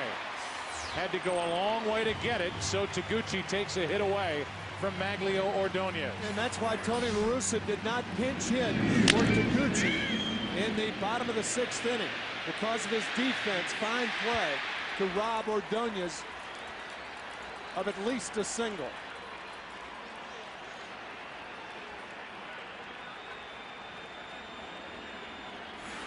So 2 out, nobody on, and Carlos Guillen will be the hitter. 0 for 2 tonight. You wonder, with a cramping thumb on his pitching hand, what the grip would be like on that big hook, that curveball, and we haven't seen it in the first few pitches since the visit from Barry Weinberg. Down and in, ball 1. 3 pitches ago. You can see having a tough time with that right thumb. 1 ball, no strikes, 2 out, nobody on Guillen, who has grounded out, struck out. And a ground ball foul outside first. So he's thrown 5 pitches since that thumb problem. No curveballs, but you're right, Joe, about the curveball. You really need that thumb to get the proper rotation. The one thing you do not want to do because of an injury, throw a flat curveball to one of these Tiger hitters. Fly ball, right center field, should be handled. Edmonds is there, and this game goes into the bottom of the 7th inning. Carpenter continues his shutout pitching through 7. He's allowed only 2 hits. 2-0 Cardinals, and right now let's rejoin public address announcer John Hewlett. Ladies and gentlemen, we direct your attention behind home plate. Here tonight to honor America with her rendition of God Bless America, please welcome multi-platinum recording artist who has had 8 #1 singles since breaking into country music in 1996, Jo Dee Messina.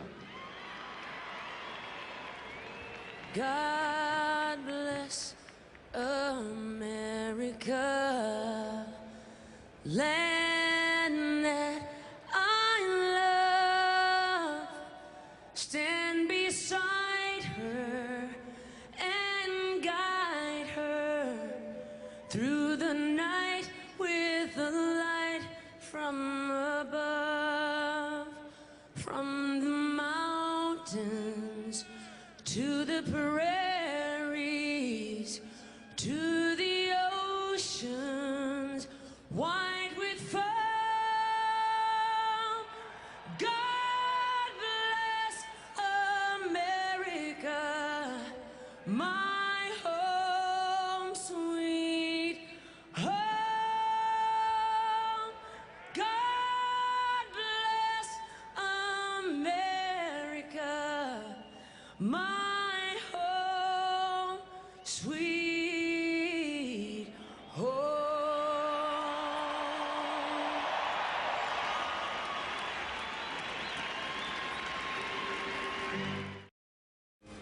Third version of Busch Stadium, downtown St. Louis. Chris Carpenter seated in the dugout. No action for the Cardinals in their bullpen. And game number 3 slips into the bottom of the 7th inning. 2-0 St. Louis with the top of their lineup. to bat. Zumaya back to work, and he deals strike one. Eckstein, Wilson, and Pujols. If anybody gets on, Scott Rowland. 99 miles per hour, 1 ball, 1 strike.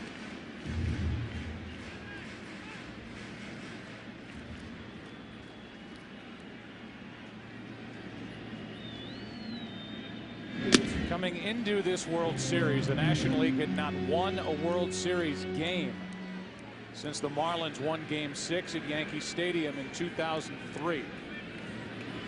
The AL has been dominant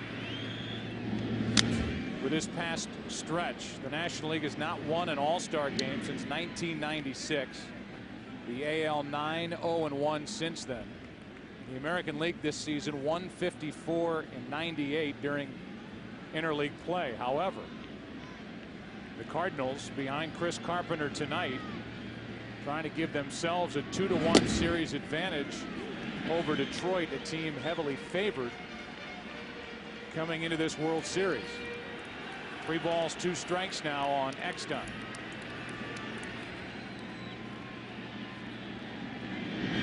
And a leadoff walk that barely missed, and the Cardinals put their leadoff man on. Let's go down to Ken Rosenthal for more on Zumaya. Joel Zumaya can be a rather colorful figure. He said before the series that his wrist magically healed the moment Magglio Ordonez hit his series-clinching homer in the ALCS. He also said that he knows where the radar gun readings are in every park where he pitches. Obviously, when you throw as hard as Zumaya, it can be awfully fun to take a look. Guys? Yeah, no kidding, especially when you're cranking it up there in triple digits. One of the shutdown arms in this Detroit bullpen. 1 on, nobody out, and a blistering fastball, 98 in for strike 1 to Preston Wilson. Talked about strategy a couple of innings ago. Albert Pujols changes the strategy in so many ways. Normally, with a 2-run lead, you'd have Preston Wilson bunting. But if you bunt with Wilson, first base is open. If it's successful, then Jim Leland would walk Pujols.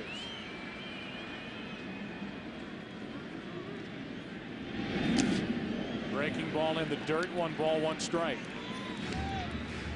Well, with a guy like Zumaya who throws as hard as he does, and with the Tigers holding against David Eckstein at first, there is a big hole on the right side of the infield for Preston Wilson. And it would be tough for Wilson to pull Zumaya. So he may go that way. May be forced to. That just missed. 100 miles per hour off the outside corner, maybe a little low, 2-1. Well, you don't want to put the hit and run on in this situation because Wilson doesn't make enough contact. A guy throwing 100 miles an hour, you don't want to force a hitter to swing at the ball.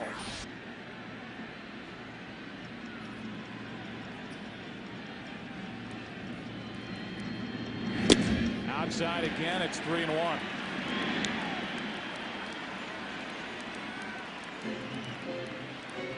Of all the bad things to happen to the Tigers right now, and here comes Jim Leland, perhaps to talk about that.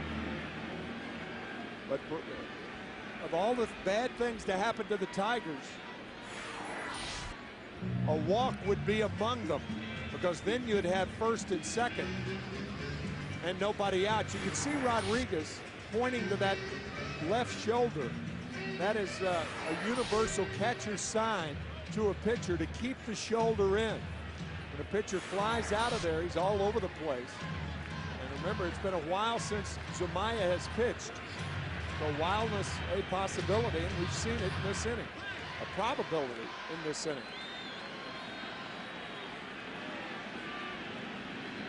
Leadoff walk now, a 3-1 count on Preston Wilson. And that's not even close. It puts 2 on for Albert Pujols.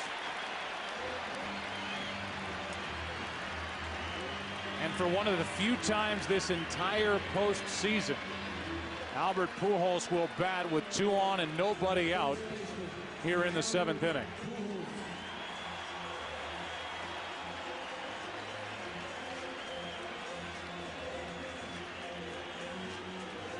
More action for the Tigers in their pen. Grilly again, the right-hander, and the lefty is Jamie Walker.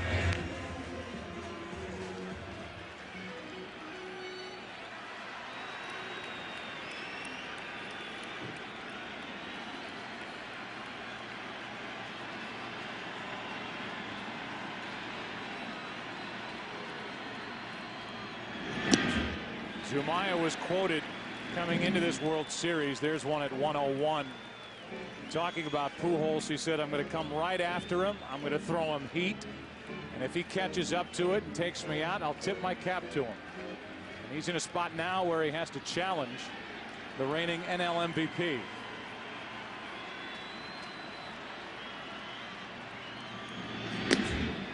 Two and 0.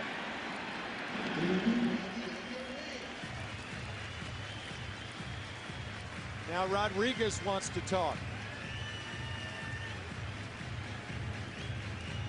Joel Zumaya had that break, went home for a short while, threw to try to loosen up and test that right wrist. He threw to his 16-year-old brother, who, by the way, possesses a 91-mile-an-hour fastball already.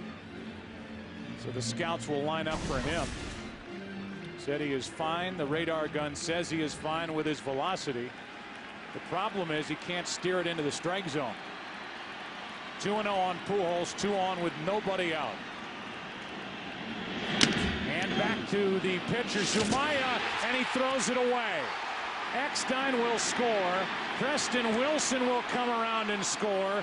It'll be an error on Zumaya, and it's 4-0 Cardinals here in the 7th. That's a bad play by Zumaya. Normally a pitcher turns and throws the ball to second base. Instead of the 1-6-3 double play, Zumaya goes to third, and the problem with it, Brandon Inge wasn't ready to receive the ball. He throws it behind him. Inge falls down. But your play is to second base. It's a lot tougher to get the double play 1-5-3 than it is 1-6-3. That's what the middle infielders are paid to do. An egregious error on the part of Zumaya.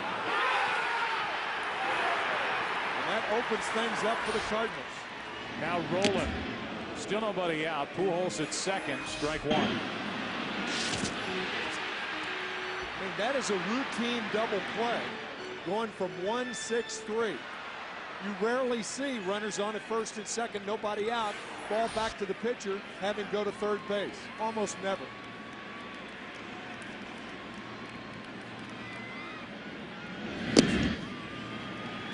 One and one on Roland.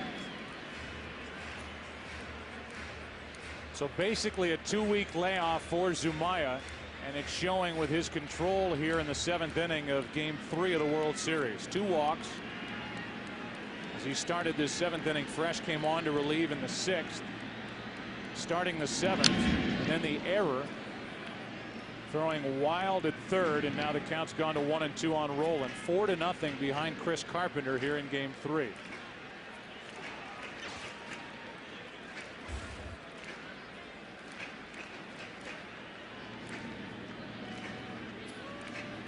Roland with a hit, a walk, a run scored tonight.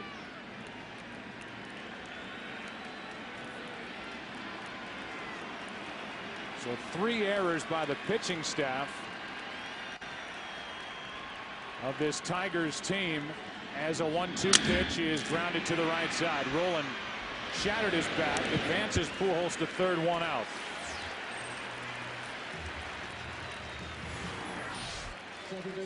Watch the second baseman covering, whereas the third baseman, Brandon Inge, arrives at third. He's a little tardy, and the ball thrown behind Inge. He slips, but the play should have been 1-4-3. It's an easy double play. You go to third, it's not an easy double play, nor does a pitcher rarely or ever go to third in a situation like that. Zumaya is out, runner at third, 1 out, with Belliard coming up. Grilly coming in. This copyrighted telecast is presented by the authority of the Office of the Commissioner of Baseball and may not be reproduced or retransmitted in any form, and the accounts and descriptions of this game may not be disseminated without express written consent. Zumaya now in the dugout. Off the mound, Grilli takes over. Zumaya went 1 inning, allowed 2 walks, committed the error. 2 runs have scored. The infield is in, and a pitch out. Leland thinking that his friend Tony La Russa might squeeze, with Belliard up and Pujols at third, 1 out. Belliard executing a safety squeeze against the New York Mets in Game 7. Scored the first run of the game. He's a good bunter. But he was trying to go to right. A little too late with a swing, and it's 1-1. He had something in the grand scheme of things in Game 7 could get overlooked. But it tied the game at 1. The bunt by Belliard in the 2nd inning was sacrificed, a safety squeeze, and it stayed 1-1 until the 9th, when Molina hit the home run. To the right side, Casey steps on the bag. Pujols holds at third, 2 out. So Belliard's 0 for 4. Grilli gets a big out. Now Edmonds will be the hitter, and we'll see if he faces Grilli or Walker.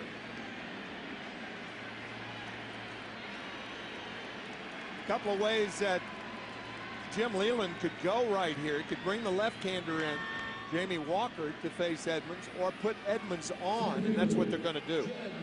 Put Edmonds on and pitch to Molina. Second intentional pass of this evening by the Tigers. The other one went to Molina. He'll be the hitter with first and third, 2 out.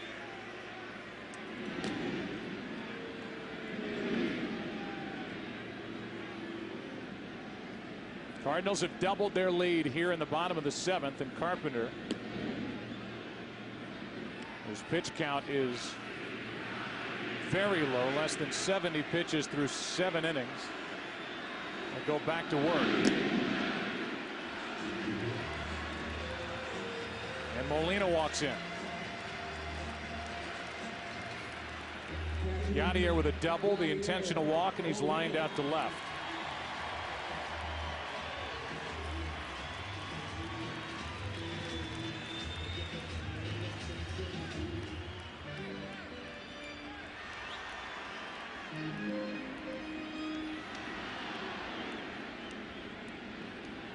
Pudge Rodriguez out in front of home plate, telling the middle infielders where the throw's going should Edmonds take off. 2 out in the inning, and Molina trying to add to a 4-run lead. Got a good rip. Strike 1.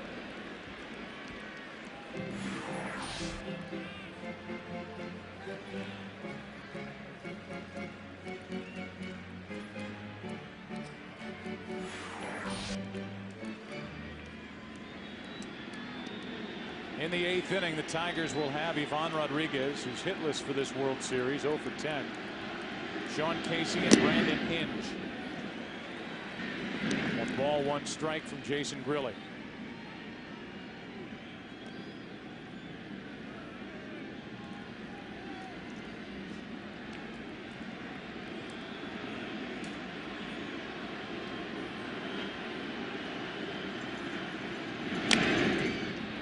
Foul, strike 2.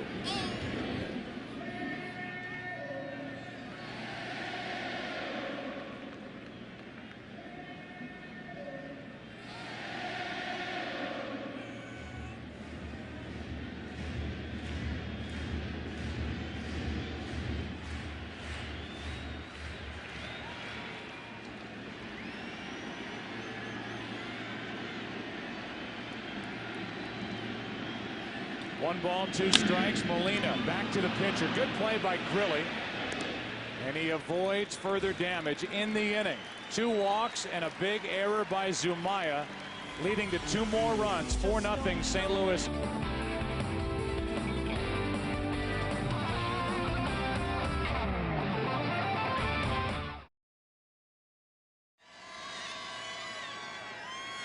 Eighth inning now, game 3, with this series tied at a game apiece. Busch Stadium. St. Louis leading 4-0 with Rodriguez, Casey, and Inge. 6, 7, and 8 hitters for Detroit. Only 70 pitches so far for Chris Carpenter. But he has been dealing with that cramping right thumb. Back to work. 8th inning. Ivan Rodriguez 0 for 2. And a strike on the outside corner. Rodriguez has grounded out twice. He's 0 for 10 in this series, and he is one of the subplots so far in this lineup for Detroit. 0-2.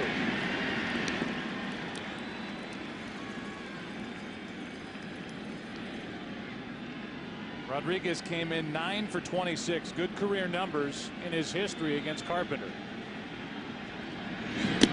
Ball 1. Fernando Rodney, another hard-throwing right-hander, getting loose. In our Nissan game summary, the combined work by Granderson, Polanco, and Rodriguez first 2 rounds compared to now, and you can add another. Now 0 for 33, the combination of Granderson, Polanco, and Rodriguez. A group that combined to hit .326, 4 home runs, and 15 RBIs against the Yankees and the A's. 1 out here in the 8th. Wow, is that revealing? 6 strikeouts now for Carpenter, and Sean Casey digs in.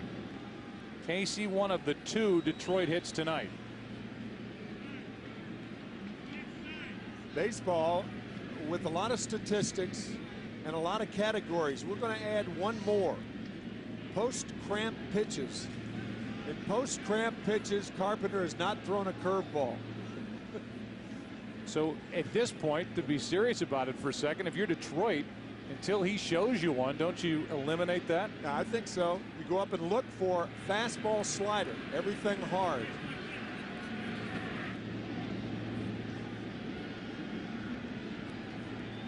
One out. Casey 1 for 2. And there is the breaking ball, so scratch that. Strike 1. Curveball for a strike to Casey.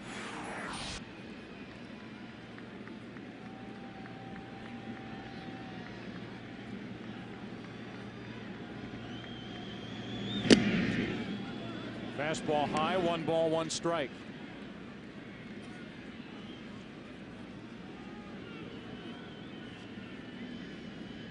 If this World Series should go back to Detroit, Carpenter would work in either Game 6 or Game 7.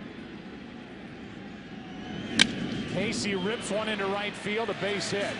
Taguchi over to cut it off, and Sean Casey is 2 out of 3.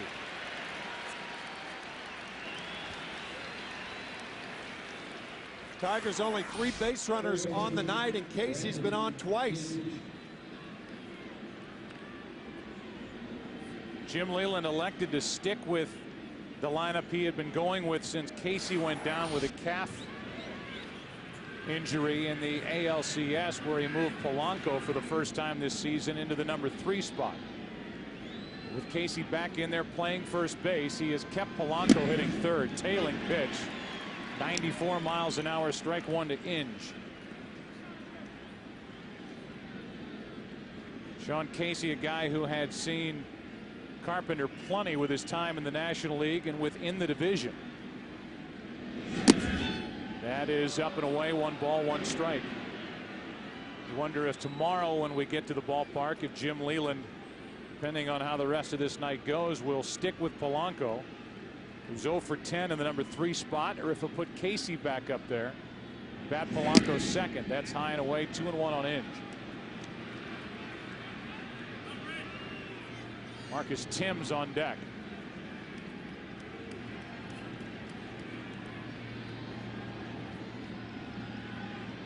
Two balls and a strike on Inge, 1 for 2.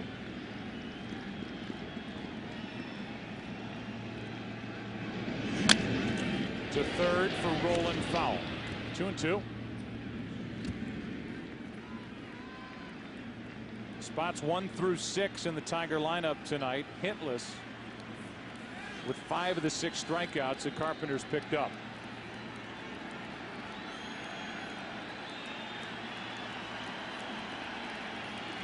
Detroit trying to get anything going. Have a one-out hit from Casey and a 2-2 count on Inge.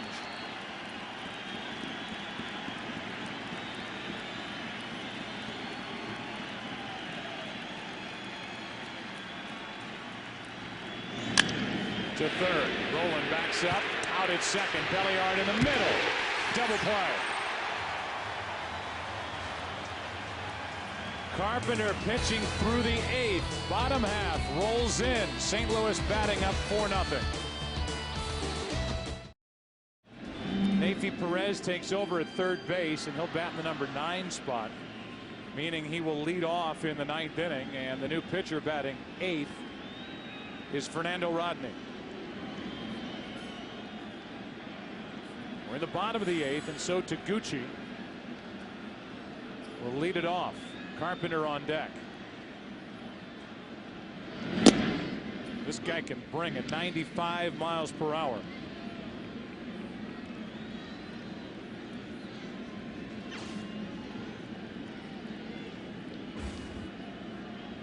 Carpenter has allowed no runs on 3 hits, struck out 6, walked nobody.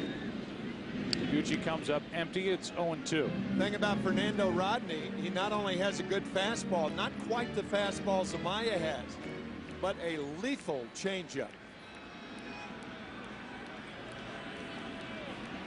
Nobody getting loose for the Cardinals in their bullpen with a pitch count very manageable for Carpenter. Turning in his best postseason start so far this year. Trying to give the Cardinals a 2-1 series lead. 1-2 now on Taguchi.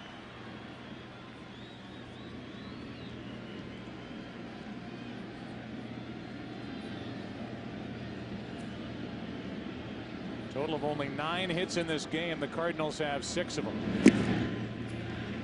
And are so far tonight making 1 for 11 with runners in scoring position. But 2 big runs scoring in the bottom of the 7th on that throwing error over to third base by Zumaya. 2 unearned runs.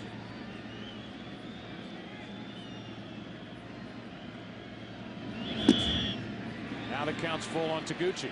We talked about how unusual it was just to see Zumaya going toward third base, because first and second, nobody out. Ground ball back to the pitcher all the time. All the time a pitcher goes to second base. And we're going to tell you how rare it was for a 1-5-3 double play attempted by Zumaya. Now a walk, so Rodney lets Taguchi off the hook.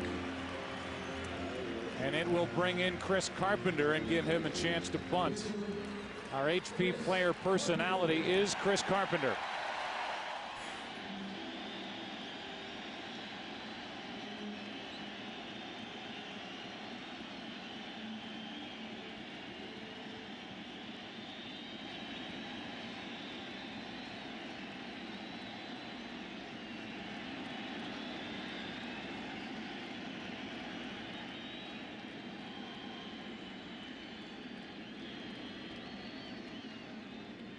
Now up there to bunt, and he takes a ball up and in.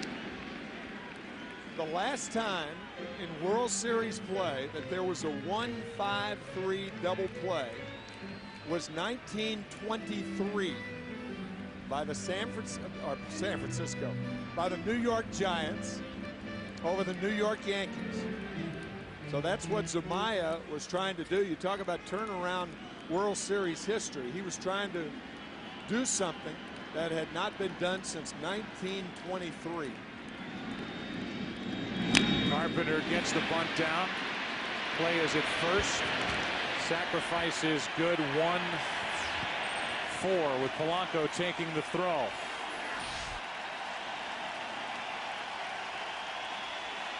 Zumaya going to third base. Brandon Inge so far to go. Keep in mind he's playing Pujols to pull.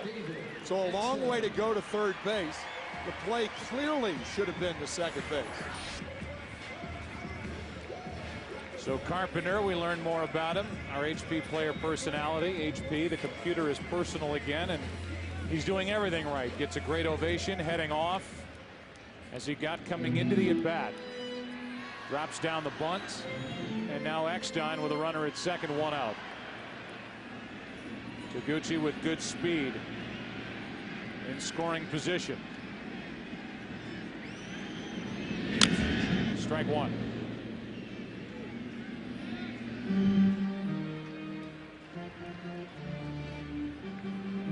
Coming up next, your late local news, except for those of you on the West Coast. Roughly 2 hours, 45 minutes into this game, playing in the bottom of the 8th. Cardinals leading 4-0 behind their ace, who will try to finish it in the next half inning. 1-1 on Eckstein.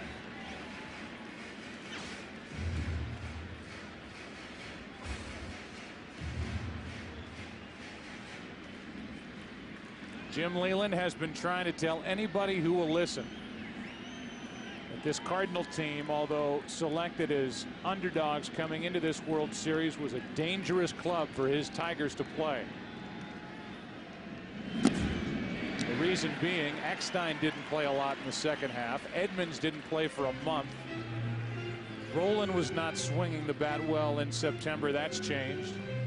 And when you've got a 1-2 like the Cardinals feature with Carpenter and Suppan, the duo tonight and tomorrow night for St. Louis, especially after the Cardinals took game 1 in Detroit, he's been trying to convince people that this is a difficult team to play, and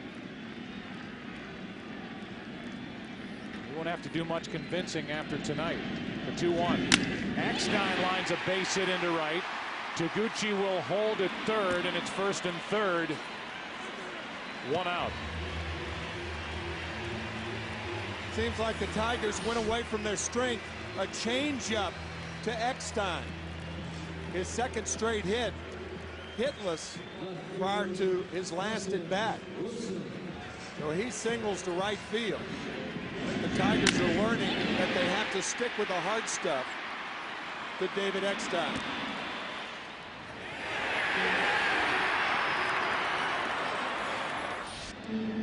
You could see the squeeze right now. Preston Wilson, a very good bunter.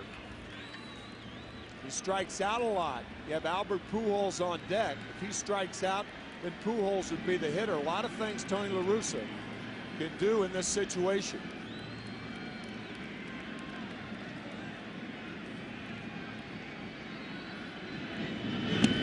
Ball 1 low.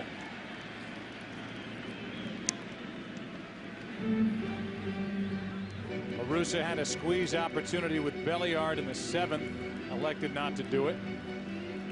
Belliard grounded out.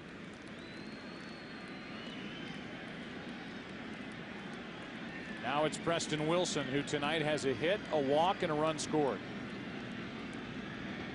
And is up on the count 2-0 with Pujols waiting on deck.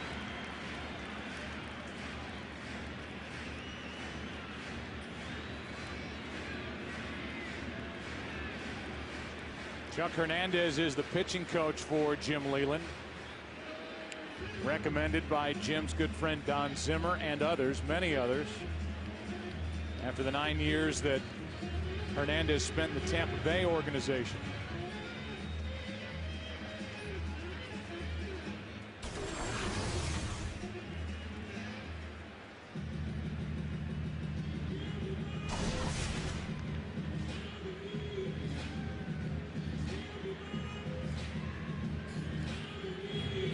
Walker and Minor, the left-hander and the right-hander, getting ready for the Tigers in their pen while the count's gone to 2-0 on Wilson.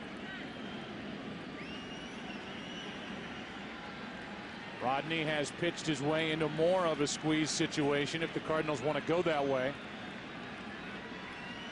Has chance of a pitch out with a count 2-0.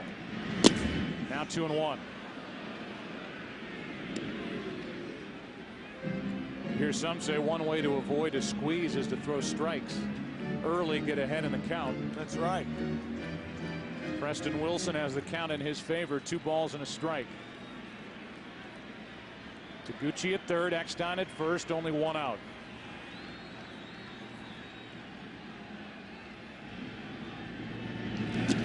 Now 3-1. And if you're ever going to get a pitch to hit or bunt with Pujols on deck, you figure to get it here with a count of 3 balls and a strike.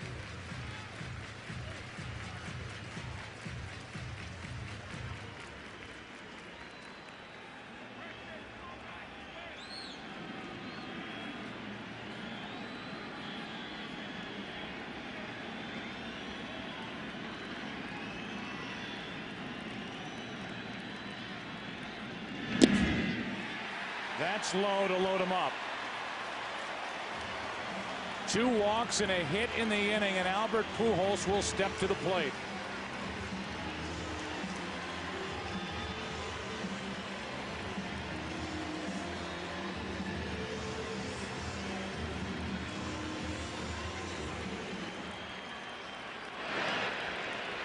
And here comes Jim Leland, and out goes Fernando Rodney.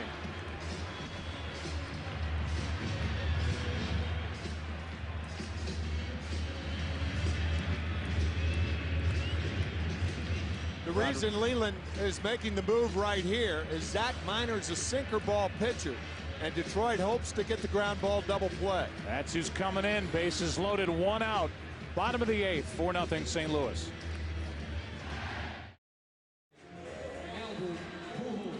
St. Louis already up 4-0 behind Carpenter. Zach Minor takes over with the bases loaded and only 1 out. Pujols will be his opponent. The numbers from the regular season, as Jim Leland has had to go through all but 2 in his pen. Todd Jones is closer, and Jamie Walker the other lefty.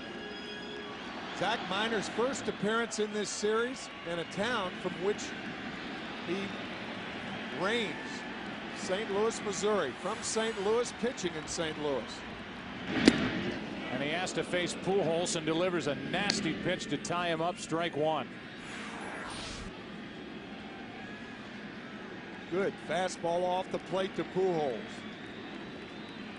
This for Minor is his first appearance of the postseason. World Series Game 3, Pujols. Over but low, 1 ball, 1 strike with flash bulbs popping around the park. Fans here think they are going to see something magnificent. Either that or Minor from St. Louis has a lot of tickets he's left here tonight.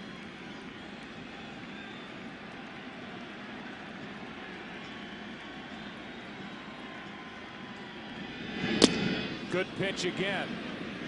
Pujols went 1-2. Boy, Minor coming in with 2 wicked sinkers in on the hands of Albert Pujols.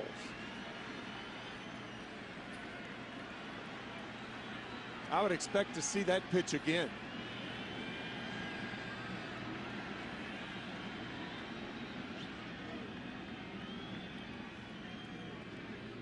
Pujols asked Minor for time, not the home plate umpire. Braden Looper getting loose.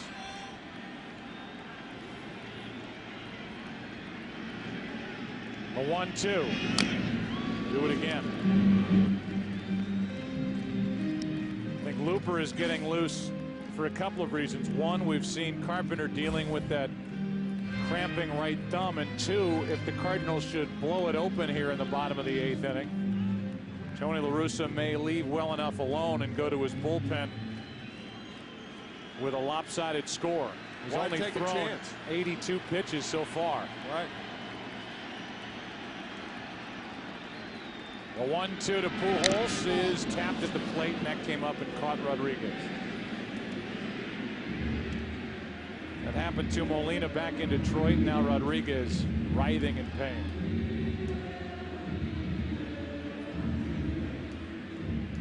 Now the ones that come up, that hit the ground and come up under that protective cup, very, very painful.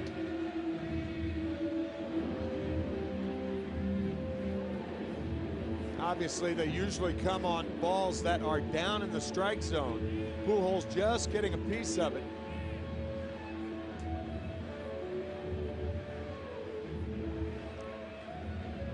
While Rodriguez gets the attention, we'll look ahead to tomorrow night. The probable starting pitchers, Jeremy Bonderman Another good young right-hander for Detroit will take on Jeff Suppan, who will make his 4th start. His ERA 1.86 and virtually untouched in 2 NLCS starts. Lost in Game 3 of the division series here in St. Louis to San Diego. But he was the starter in Game 7. And in that game, Suppan worked 7+ innings, allowing 1 run on 2 hits.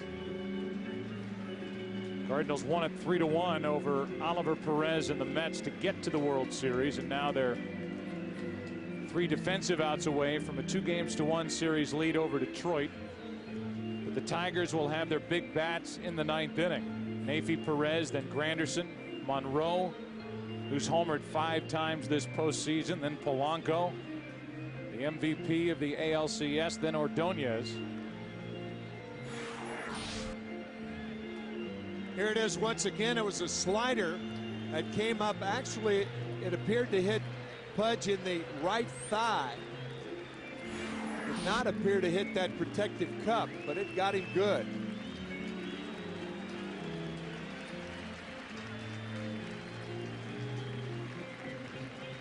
Meanwhile, Minor has made some very good pitches for a guy who hasn't been on the mound since the end of the regular season. He's tied up Pujols, that last one up and away, and he is in search of out number 2 and a strikeout if he can get it.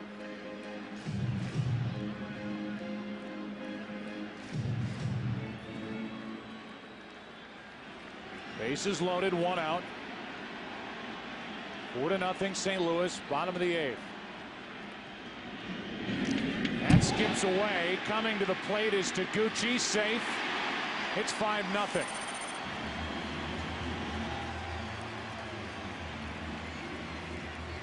It's a wild pitch, and you have to believe Rodriguez, who's been in some pain. Let's take a look at this pitch, down and in and not shifting over to it. It gets behind Ivan Rodriguez to make it a 5-run lead. Well, they tried to come back inside to Pujols. Remember the first 2 check swings, and then Pujols staying alive. Minor tried to come back in there. It was in the dirt, skips by Rodriguez to add to the Cardinal lead. Now it's 2nd and 3rd, first base open, 1 out, and Pujols is hit by the pitch. And Albert shows how mad he is about it by tossing the ball back to Zach Minor. Well, trying to come back inside. I was a little surprised that Jim Leland didn't just walk Pujols. Pujols tossing, you don't see that too often, a guy get hit in the thigh and tossing the pitch back to the pitcher in such docile fashion. So now the bases loaded, 1 out for Roland. And we may very well have seen the last of Chris Carpenter tonight. It's been a 10+ minute rest on a cold night in the dugout. La Russa just got finished saying something to Carpenter. Here's a ground ball to 3rd. Neifi Perez steps on the bag, throws across, out, and the inning is over. Good play by Neifi Perez just into the game. Stepped on the base, threw across, short hop Casey, who dug it out, and Game 3 goes to the 9th inning. Cardinals take with them a 5-0 lead to the field.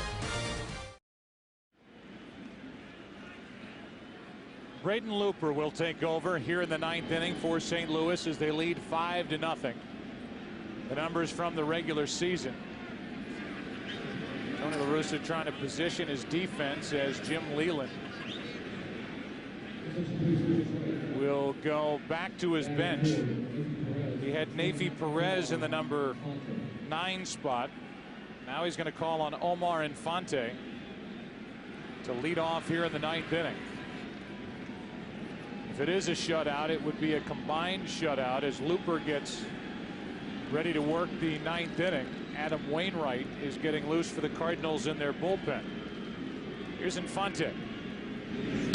And Looper starts him with a fastball strike, 95 miles per hour. From a guy who came up through the Cardinal organization, then was traded away to the Marlins to get Edgar Renteria years ago. As Wainwright getting loose in case the Tigers get something brewing here in the ninth. Infante 1 for 2 during the postseason.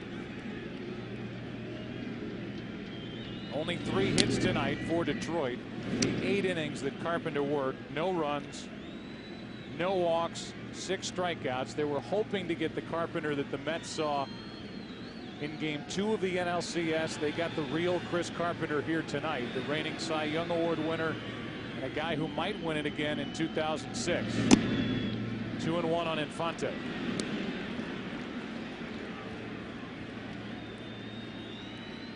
You can watch baseball like you never have before. The best picture on TV, Direct TV. I think the cramping in the hand and the long layoff of about 20 minutes during the bottom of the 8th inning, the combined reason why Carpenter is taken out. Shattered bat, tough play. Rolen stays with it. 1 away.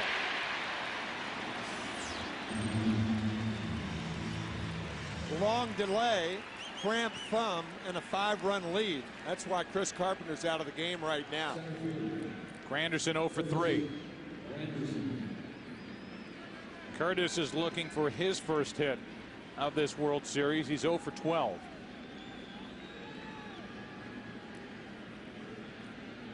Yeah, Curtis looking for something to take into tomorrow night.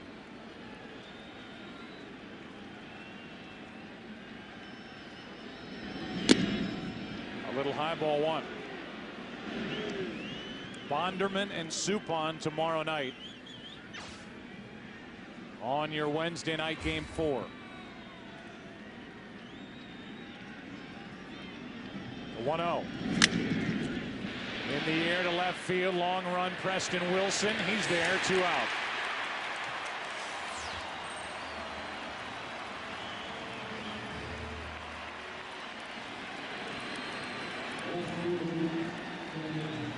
And the Tigers are down to their final out as Craig Monroe will step in.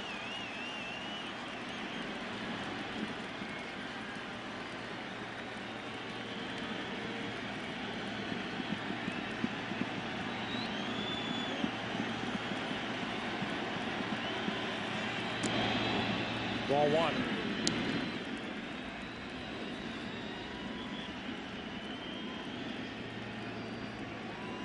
Only a few have left this sold-out Busch Stadium. They want to celebrate at the end of this Game 3. A 5-0 lead and a 1-1 count on Monroe.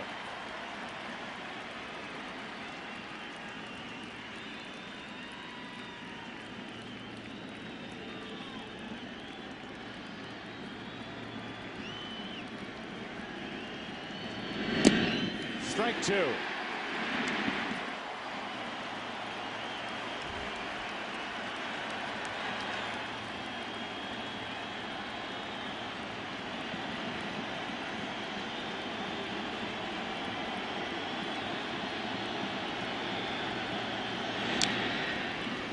The last shutout during World Series play was last year's Game 4 on the part of the White Sox in Houston. That 1-0 victory in the clincher. Bobby Jenks closed it. Tonight it is Looper closing it in a non-save situation after Carpenter did his thing for 8 innings. To third for Rolen. The St. Louis Cardinals have taken Game 3 of the World Series and lead it 2-1.